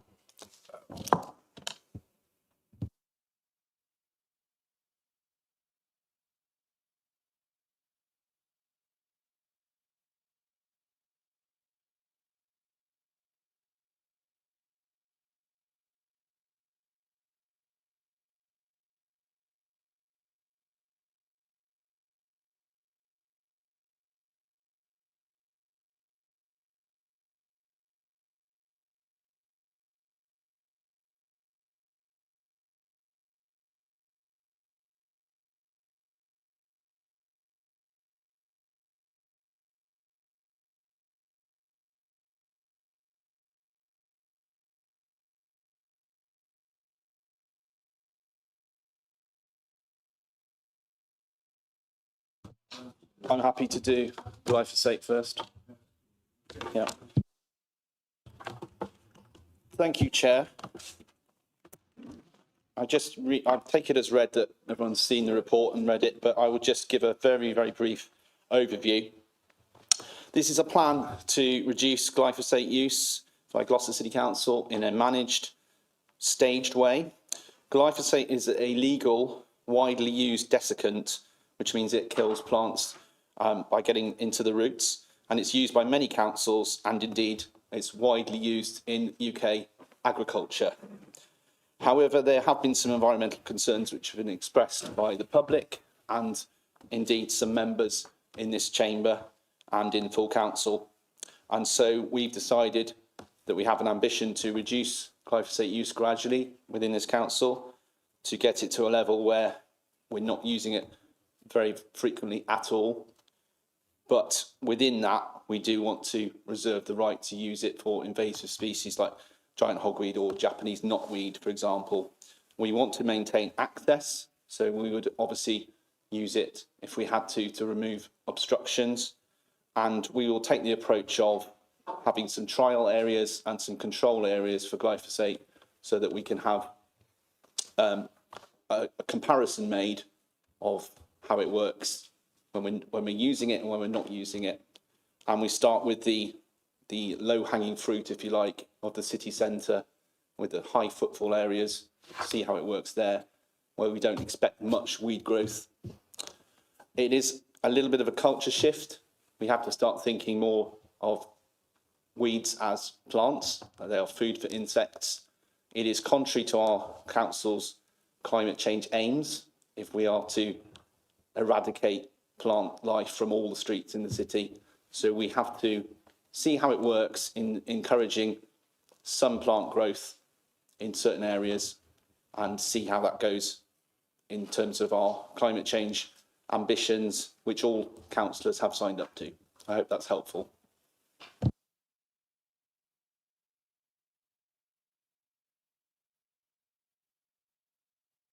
Of a technical nature, but I think the cabinet member should be able to field most of them. Open it up to questions and comments. Howard, Anne?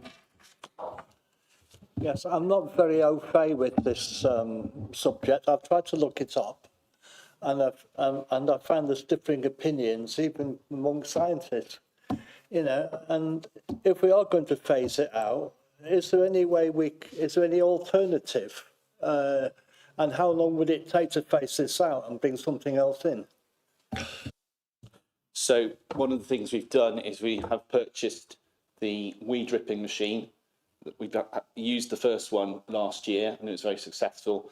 We've now are in the process of purchasing a second, and the teams are getting used to how they use that. And that is something that's ongoing, and that's quite successful. And yes, it's a case of how do we manage this process, because you could do the sort of cliff edge approach of we just stop it immediately. I think the result of that would be that we would be overrun. And you have seen, as you say, Councillor Hyman, you've Googled it, you've looked it up. There are 50 of one and 50 of another online. You can see that there are many councils who've stopped it immediately in a blanket way, and then they've had to pull back in because they've lost control. So I don't want that to happen. We need to do this in a phased and managed way, and listen to the concerns of the public, the opinions of the public, listen to members, what they're saying. Perhaps some of you will be the trial areas, perhaps some of you will be the control areas, and we'll have to listen to the data and respond accordingly. Okay, anybody else? Questions? Can the officer just... Sorry. Thank you. I mean, thank you for your question, Councillor. I think what I'd note is under section 4.2, principles for the delivery of this programme, we note the importance of the exercise being money saving or cost neutral. What we find is, in the case of, I mean, there are different approaches to eliminating glyphosate or other forms of chemical weed removal, some of which are use kind of alternative methods such as fire, a kind of torch type equipment to remove them. That can contribute to poorer quality locally. It doesn't necessarily do a great deal to reduce local authority emissions, or you can use biodegradable alternatives, of which one product is known as foam stream. They tend to be, I think, less effective if your definition of effectiveness is to eliminate the plants altogether, than kind of conventional chemical weed removal, and considerably more expensive. I think what we're seeking to achieve through this process is one whereby those areas which the public expect to remain largely free of weeds, and as Councillor Field has noted, it's important that as part of this process, we don't send the signal to the public that we've retreated as a council, that we've stepped back from our duties in managing the public realm. But there will be instances, particularly in some residential environments, in which you know, the growth of plants at the periphery of walls, or in some instances at curbsides, will be so minimal that it wasn't really necessary for us to be microdosing those areas with glyphosate in the first instance. So I think what we feel we can achieve with this process of kind of managed retreat from the use of chemical weed removal agents is some of our wider environmental obligations under the recently ratified Gloucester Climate Change Strategy and Climate Risk and Vulnerability Assessment, and that we can still retain the confidence of the public that we're managing the public realm, and we can ensure that costs associated with management of plants in the public realm don't increase, and indeed we focus strongly on ensuring that that's a cost neutral exercise, or that we're reducing the costs of that process for the council, so that those resources can be redirected elsewhere within relevant service areas. Councillor Pullen. Thanks, Chair. Couple of questions. Page 33 at the top of the report, point 4, talks about trial streets. I'd like to know how you will identify trial streets and make sure that you've got a broad representation citywide, looking, you know, so not just city centre, not just industrial areas, but looking at various different communities across the city. And the second question on page 35.4.3, I think I've got this right, suggests that the new HACO machine will focus on city centre and retail areas, and to quote, where excessive plant growth could contribute to an unwanted narrative of abandonment. That's wonderful words, isn't it? Surely, if we've got a new machine, we shouldn't just be focusing it on the city centre, you know, because that would be at risk of unwanted narrative of abandonment in our residential areas and our communities. Come on, you've got to balance that out, surely.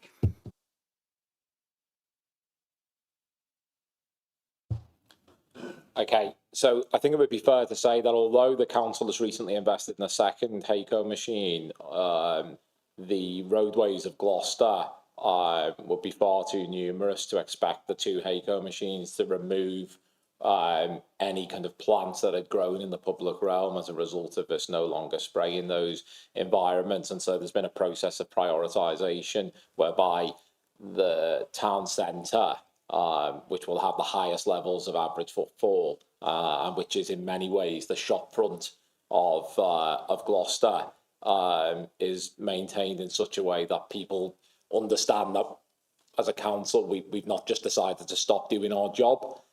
Clearly there's a comms exercise to be undertaken around this work as well, to ensure that the public are aware of the reasons behind the project that we're undertaking. But I think it was it was generally agreed in the conversations that I had with other officers in the waste service, for example, that it wouldn't be possible to eliminate all plants from the public realm using the HACO machines. And actually, as we note within the paper, that wouldn't necessarily be desirable. There are some plant species for which they are the only food source for a particular native invertebrate.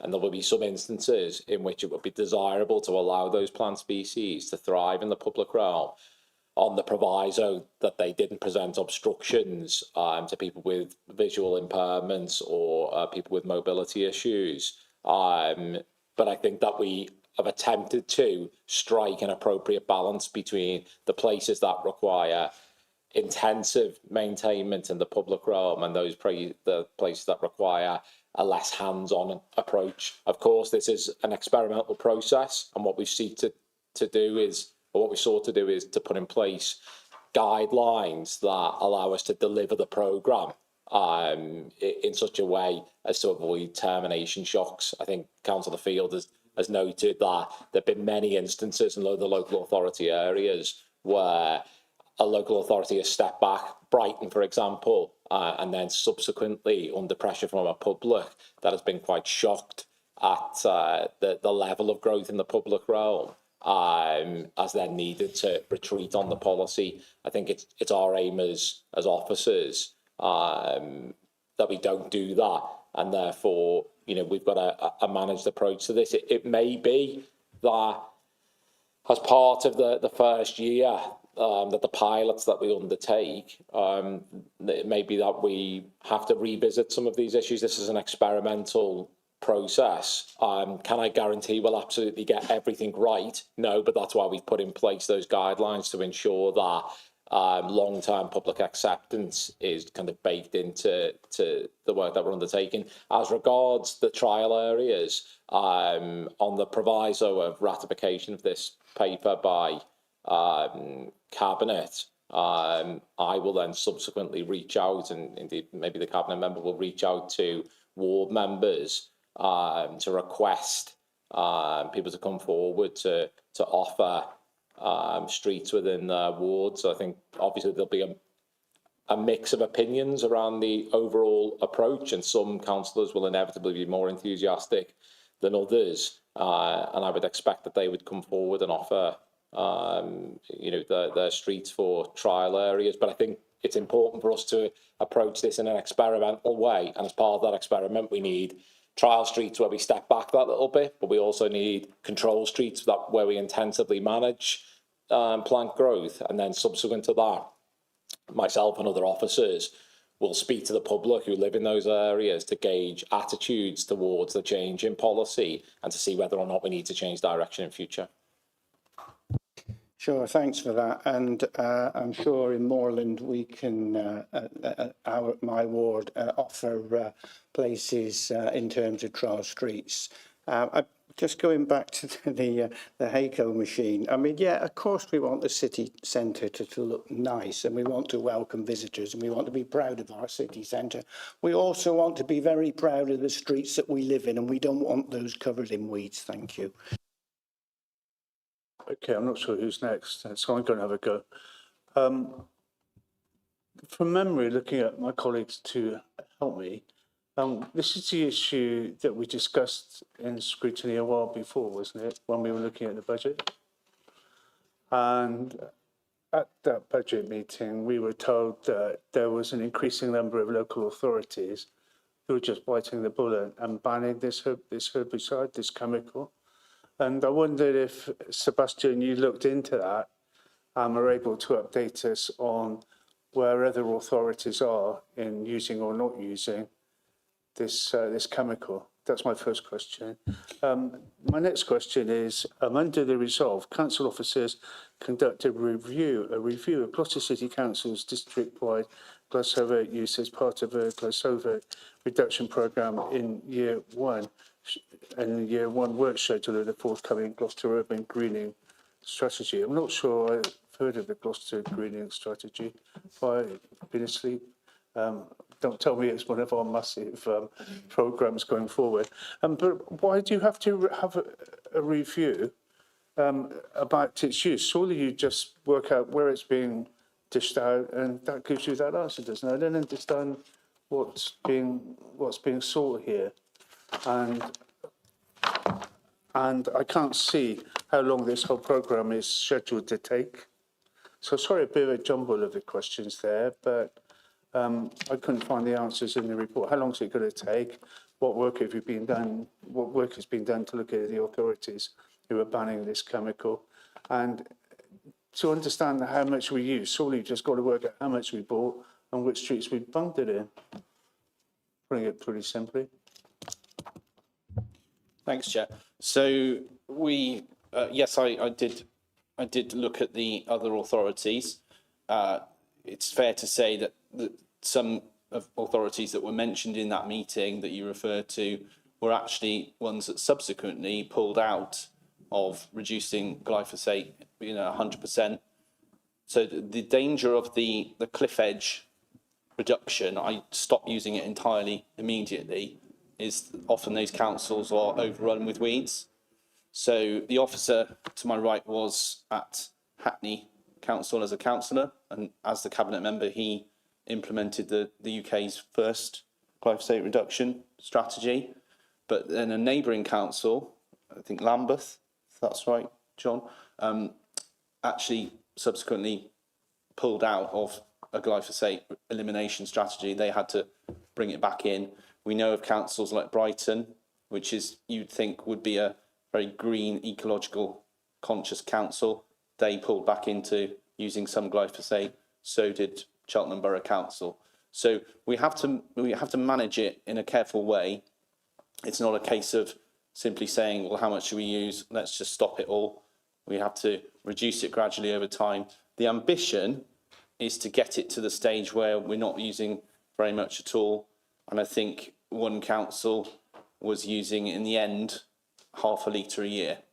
We want to reserve the right to use it if we have a case of Japanese knotweed or giant hogweed, because those are very dangerous plants, invasive species, or in the case of, I think it's hogweed, that can actually disfigure a child.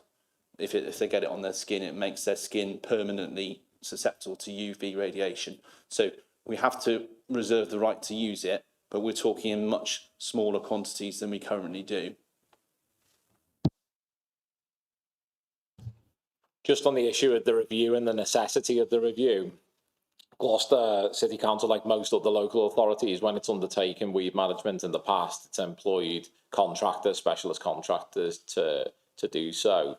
And that tends to be quite a broad spectrum approach. When I was first undertaking work around glyphosate reduction some 6 years ago, one of the early gains that we were able to make is to eliminate glyphosate spraying from high footfall residential streets, because one of their best ways to deter plants growth in the public realm, particularly obstructive and excessive plant growth, is through footfall. So wherever there are large numbers of people walking, you'll tend not to get those weeds growing anyway. That work hasn't been undertaken in Gloucester, so we don't know the streets with the highest levels of footfall, for example, outside of the city centre areas, which may be the strongest candidate for further glyphosate reduction, and therefore getting a bit more data about where weeds are likely to grow and where we're most likely to need to reserve those options to use chemical weed removal is an important part of this process. That'll be undertaken over the next year. We are committed to delivering an update within 12 months. So everything that's proposed within the strategy, is going to be undertaken over the course of this year, and you as councillors will be able to hold officers to account on the work that we've undertaken in this area, and hopefully be able to engage in a richer and deeper reservoir of data around where we've been spraying, where we need to spray and where we no longer need to spray in future. Of course. I apologise for interrupting your flow, but we're getting close to the 8:30 deadline. We must have all that information. Don't we have it? Don't Ubico? Can't Ubico just press a button and tell us what we spray, where and when? You make it sound like we're starting from scratch again, and I'm not quite following you. We know where we currently microdose with glyphosate.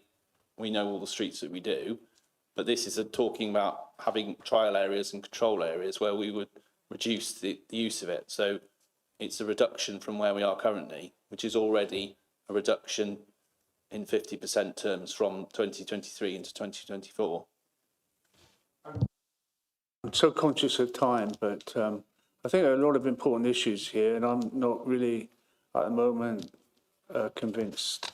But I'm going to leave it open to more people. And Councillor Chambers. Thank you, Chair. I just have three sort of quick questions. So when you're looking at trial streets, and even now when we do use the glyphosate, do we carry out risk assessments? You know, is it a windy day? Should we be spraying today? Should we not?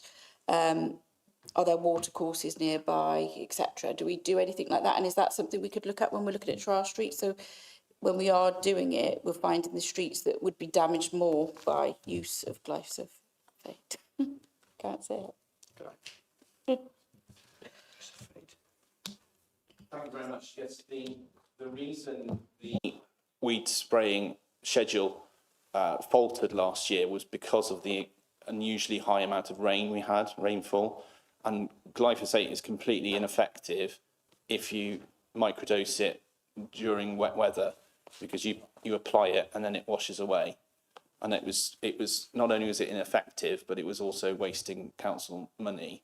So we wanted to eliminate or reduce its use partly for that reason. Yes, obviously we'll be looking at the areas where we implement trial areas and where we implement control areas, and we'll be assessing the risks involved in each, and we'll be looking for feedback not only from members of the public but members of this council. I expect, you know, ward members to be vocal with their feedback, and my door will always be open. Thank you. So my next one is, as Councillor Howard Heim said, there's a lot of, amongst the scientific community, there's different sort of opinions of how safe or not this product is. And one of the things I just looked up now was to do with surface runoff and getting into the rivers and then into the food chain. Now, predominantly that would come from agricultural runoff, I imagine. And I know we can't do a lot within our city to save the rivers, etc. But this does feel like something we can do, because it will be getting into our watercourses, it will be getting into the food chain. So that is a good thing that we can do, because I feel it feels a little bit reluctant, this policy, that you're not fully on board with it as much as, I don't know, it just feels like you're not that keen about it. But I think it really is a positive thing. And then the last and final thing I wanted to say was, with these ones that have done turnarounds, these cities that have turned around their policy and they're now gone back to using it, what have we looked at? Have we spoken to them and say, you know, what was the learning? If you'd have done something differently, do you think it could have been more successful? And utilising their, I don't want to call it failure, but their sort of not fulfilling this policy to make sure we can. Thank you very much. Yes, I mean, opinions on safety of glyphosate differ, and there is a lot. If you Google it, you will get 6 of one and half a dozen of the other. But the fact remains that it's legal in this country to use it. It's approved by WHO and the UK government at the moment. It certainly needs to be said, and it is said in this paper, that glyphosate, whatever you think of its environmental or safety effects, it certainly is the source of removing a vital plant food for insects. So a vital food source for insects and invertebrates. And sometimes they can't get it any other way. So we need to look at that.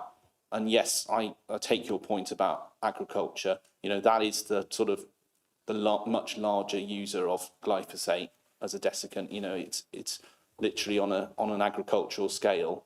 We need to look at that as well, but that's not within this council's gift, unfortunately. With regard to learning from other councils, yes, we do learn all the time. John and I meet every week online to discuss our policies, such as the glyphosate strategy and the Gloucester Urban Greening Strategy, the GUGS. And, you know, John has the unique perspective of being both a former councillor who implemented a policy and now an officer. So yeah, he comes at it from both perspectives. I attend training and things, and I'm going to the Net Zero conference later this month to meet with other councils and work with them and share their learning and advice.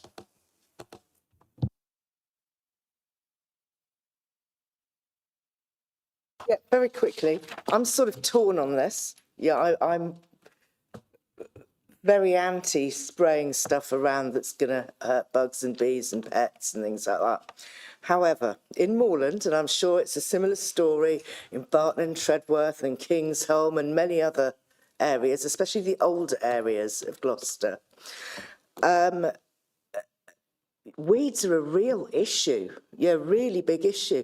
Part of it is the fact that the county council and the city council don't work well together. So where you've got massive chunks of pavement missing and tarmac, effectively you've got a flower bed for weeds. But it also seems to be forgotten that, you know, in a lot of these areas, as in other areas, there are quite a few vulnerable people, people maybe whose mobility is compromised and things like that. Yeah, I speak from experience here, from myself, as somebody that's a little bit wobbly. And I can tell you, I have ended up on the floor a few times because of weeds growing out of the pavement and catching my feet on them. Now, a lot of those people, very elderly people, for example, the only time they're getting out of their homes is to walk up to the shop, or walk up to the hairdressers, or walk up to the coffee morning. They don't come into the city centre where there's higher footfall. So, you know, concentrating the Hayco machines on the city centre, it is really neglecting people's independence and safety, quite honestly. Unless we're going to spray, which I'd rather not see. Yeah, I would imagine as well, I might be totally wrong here, but the city centre, there is probably less wildlife, less squirrels, probably less insects, less pets, which are potentially going to be harmed by glyphosate or whatever we call it. So my opinion is that Hayco machines would be much better utilised in sort of residential areas when we know that there's problems with weed growth because the pavements are appalling. Until the county council is happy to start putting those pavements right, unfortunately, it falls to us as a city council to make sure that they're not becoming dangerous because of the holes. So, Tree, I'm going to have to stop you because we've hit 8:30. No, you have to say sorry. We've hit 8:30 p.m. and I've now got to put it to the vote that we carry on or don't carry on for another 30 minutes. I'm really going to recommend that we carry on for at least, for the 30 minutes, okay, and finish before then, if possible. Members happy with that, please? Because we've still got air quality to do. Members, carry on. Okay, so really, really important that people are much more concise and, address the issues. So, do you finish? Yeah. Okay, that's fine. So we're moving on, Sebastian. We've got another up to 30 minutes. So up to you to answer Tree's question, please. Vice Chair's questions. Thank you very much. Yes, we definitely would reserve the right to intervene for access reasons, for reasons of any impairment of people trying to use the pavements. That's not what this is about. And I think the city centre gets mentioned because it's the high footfall area, and that's where we would necessarily start with a sort of low-hanging fruit, if you like. But then it would move out and spread out into the wards and the suburbs. We don't definitely have any plans to let weeds run riot. That's not what this is about. But I think it's about achieving a balance between total eradication and the idea that a clean street is necessarily a brilliant thing. It might be in one respect because it looks clean, it looks clear of weeds. From an ecological, environmental point of view, it's perhaps less beneficial for the future of the planet. So you need to balance those two competing views. I mean, many people like the sight of flowers. wildflowers, and they think they're great. You see some on the street and you think that's lovely. Others would just want them all eradicated because they're weeds. So there's a different opinion. I know that you care very much for pollinators. I think you're a beekeeper, so you know full well the importance of providing food for pollinators. And I think there are countries, certainly in Europe, where they've reduced their use of this chemical a lot more than we have, and where the insect life and the pollinator population is a lot higher than what we have. We're all aware, we're all conscious of not having as many insects around, and that really is a worry, because when the bees go, we're going soon after.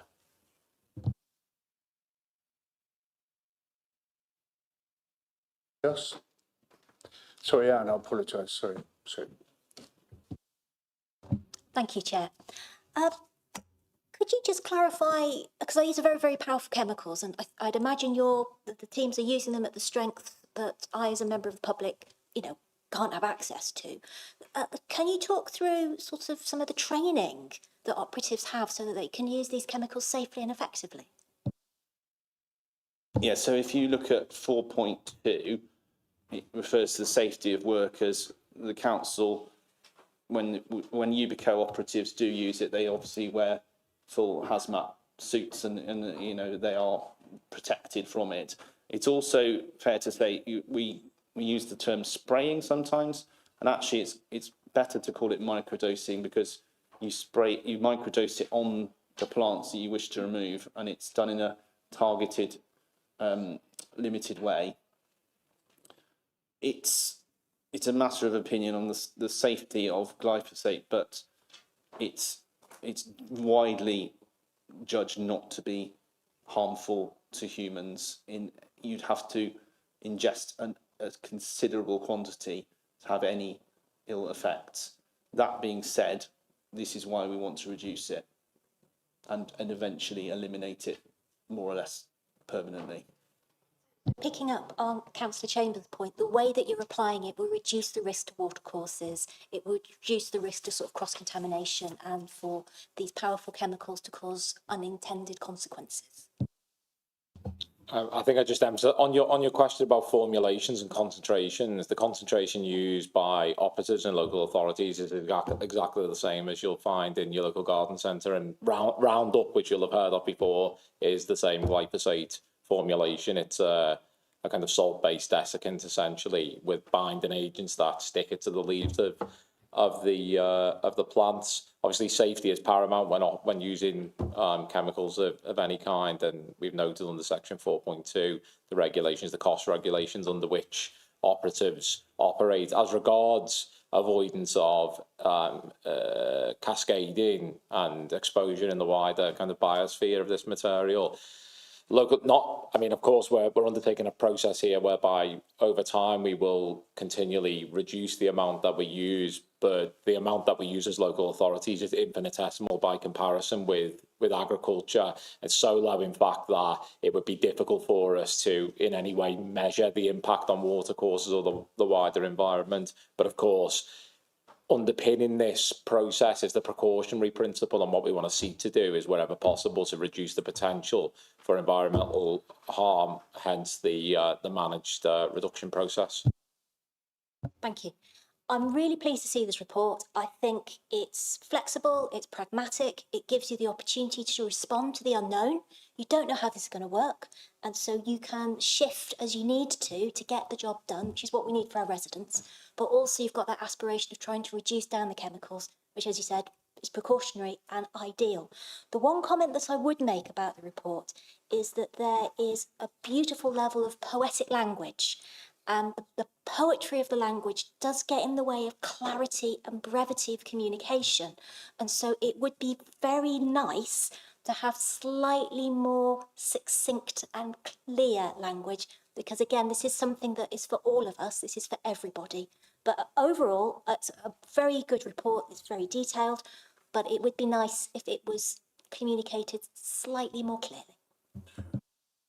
Happy to take that on board and be more concise in future, Councillor. Anne, are you suggesting that the report is rewritten before it goes to Cabinet? I'm not suggesting that. I'm just thinking it's an action point for the future. Councillor Pullen sort of made the point for me. There is a beautiful, expressive nature within the way the document has been worded. However, that isn't necessary completely to the tone of a report, which should be more functional and to be more concise. We all love a good read, but we have many reports and documents to get through. And so it's just a point for the future, really.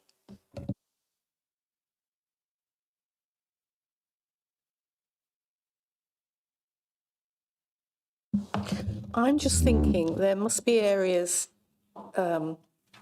which at the moment are affected by weeds, where a little bit of positive planting might replace the weeds. I have a garden wall which meets our concrete hard standing for our cars, and we have sown a little plant called Mexican fleabane all the way along the bottom of the wall. It stops the dandelions, the thistles, the sycamore seedlings and other things that blow in from taking root. It's a very popular plant used in a lot of National Trust gardens, and it does fill a space attractively. It has pink or white daisy flowers, so it's good for pollinators as well. I've used it in the middle section of Wellington Parade Garden, which is our new little public open space on the corner of Great Western Road and London Road.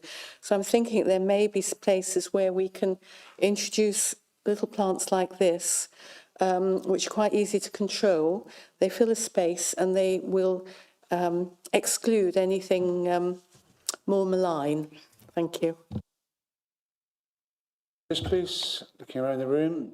So what's our view on this going to Cabinet? Do we have any recommendations to make? We're happy for the report to go as it is.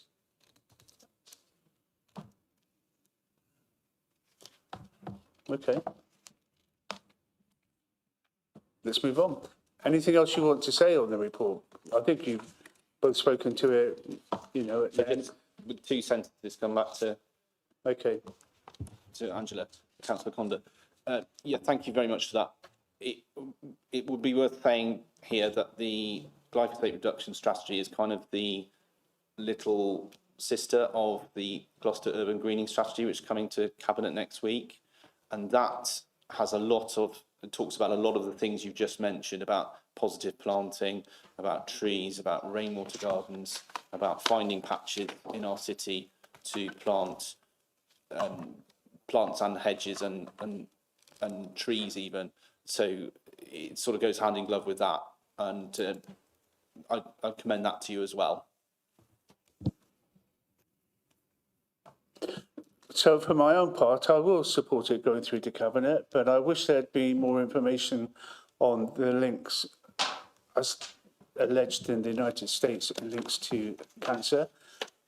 I'm not just dismissing them by saying, well, alcohol is injurious to your health and can cause cancer.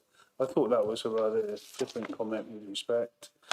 And I don't understand why the report didn't go into the issues which were addressed at the ONS budget meeting, where some serious points were made about the harm of this insecticide.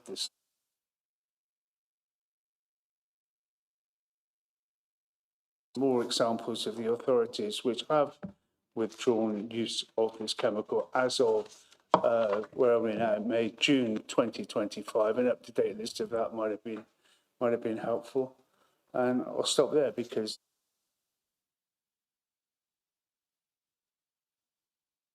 the minority of one, not happy. But there you go. That's democracy. Okay, so moving on. Thank you both for your time. And final report is on the air quality report. Thank you.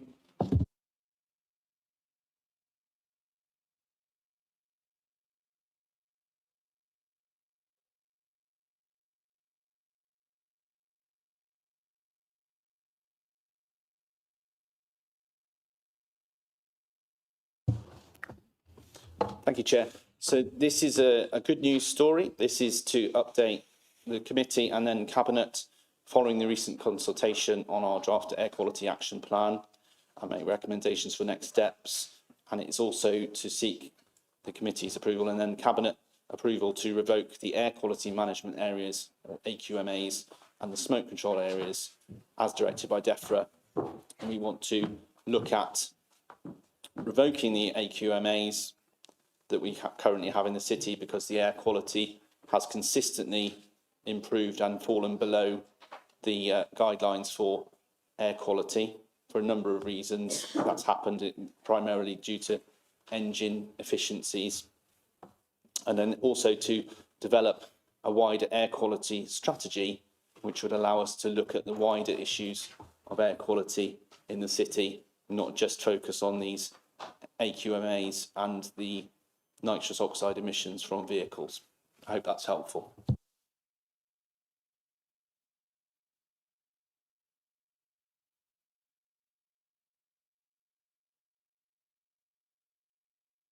Thank you, Chair. Correct me if I'm wrong, because I might have got something wrong, because it's a bit technical for me. I'm not a scientist.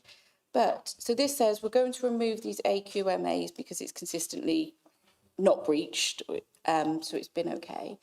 But we are going to leave them in place. Is that, no, we're not, we're going to remove them completely. We will revoke them because that's on the one hand, it's what the data suggests is the right thing to do because the air quality has consistently been below the threshold. But also when that happens, it triggers DEFRA almost mandating us to do that by law. So we are following DEFRA advice on that one. Okay, thank you.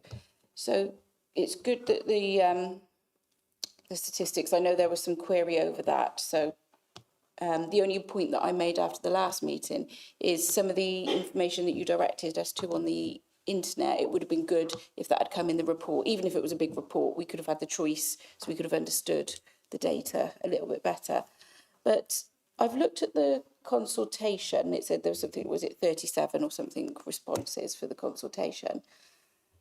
And in there, it didn't mention about the smoke control zones. And I'm not saying they're a bad thing at all, but would I be right in understanding that it didn't mention it in that consultation, but you're going to, is it definite you're going to extend the smoke control zone so people can't use their wood burners?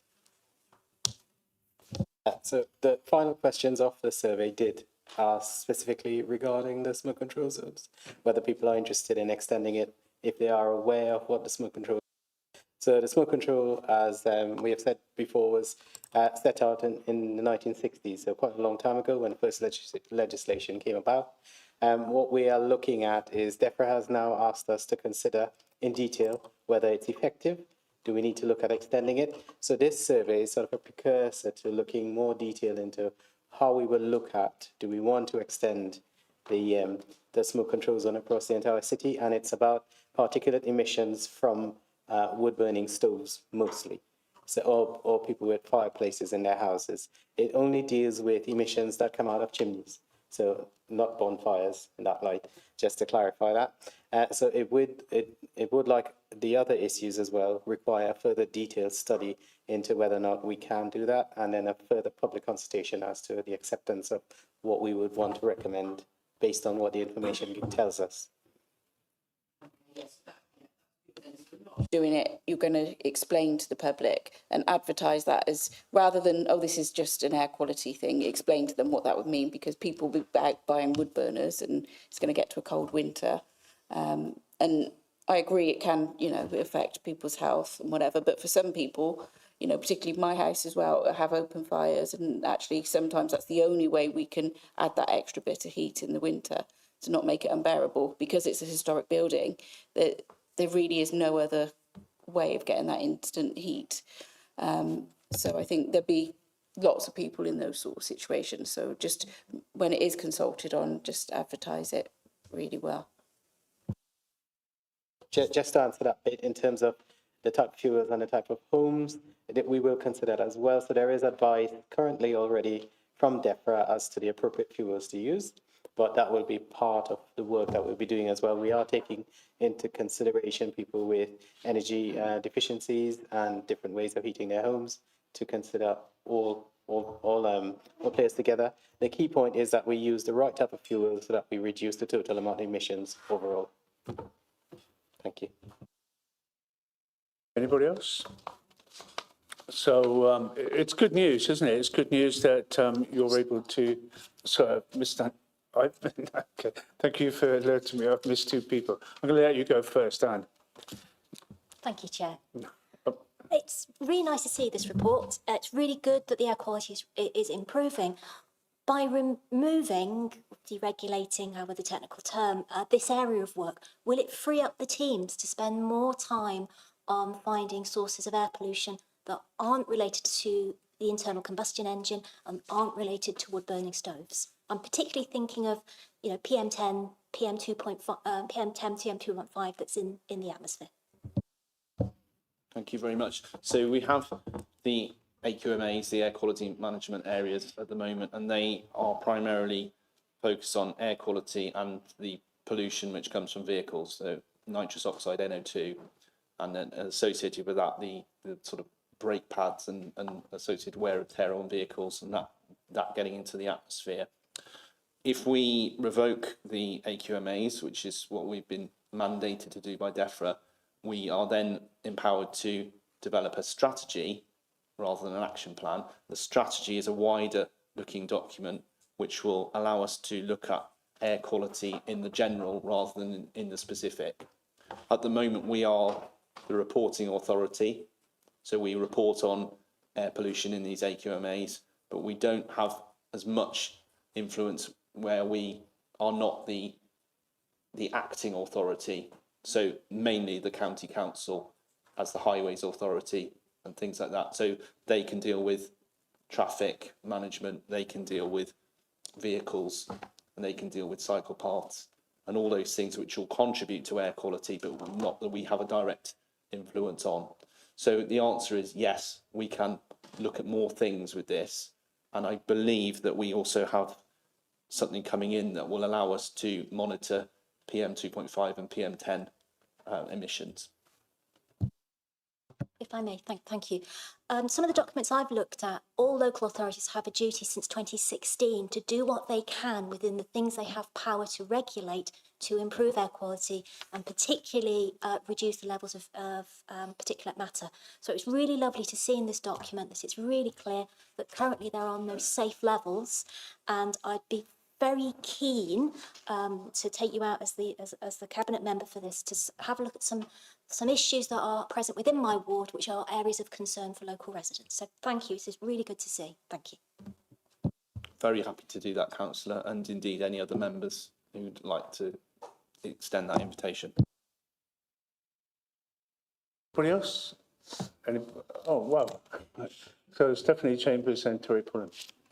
Sorry, just really quickly, because you mentioned about new monitoring. So we are going to still be monitoring some air quality across the city. Is that data live online? Because some places you can see it, or can't you? In some cities you can see live online data. Will we have that access? So before COVID, just to give a bit of background, there was we had met all local authorities, also all district authorities, sorry, because local authority also means the tier ones, which is the county council.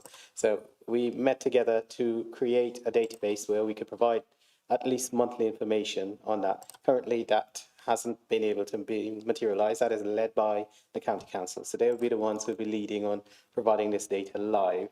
In terms of the additional monitoring that that councillor mentioned, DEFRA has a national urban and rural network where they monitor air quality and specifically particulates.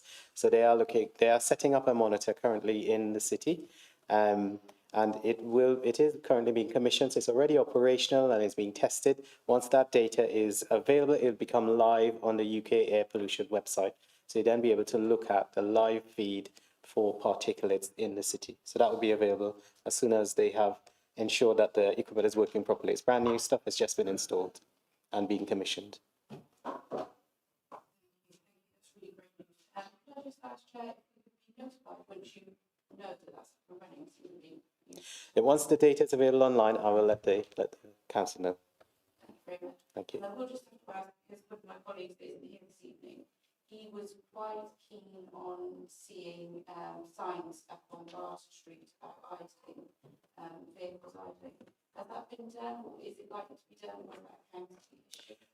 So it's something that we have spoken with our colleagues in the county, so we do collaborate with them regularly about all equality matters, and they are considering it. It's up to them to decide that they are going to put those signs up.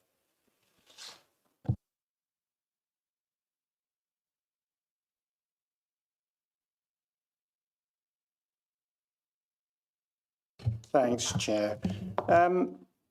You must have been disappointed with only 37 responses to the consultation. And I read somewhere in the report as well that actually only 15 people who responded said they had a good understanding of air quality. That's not great, is it?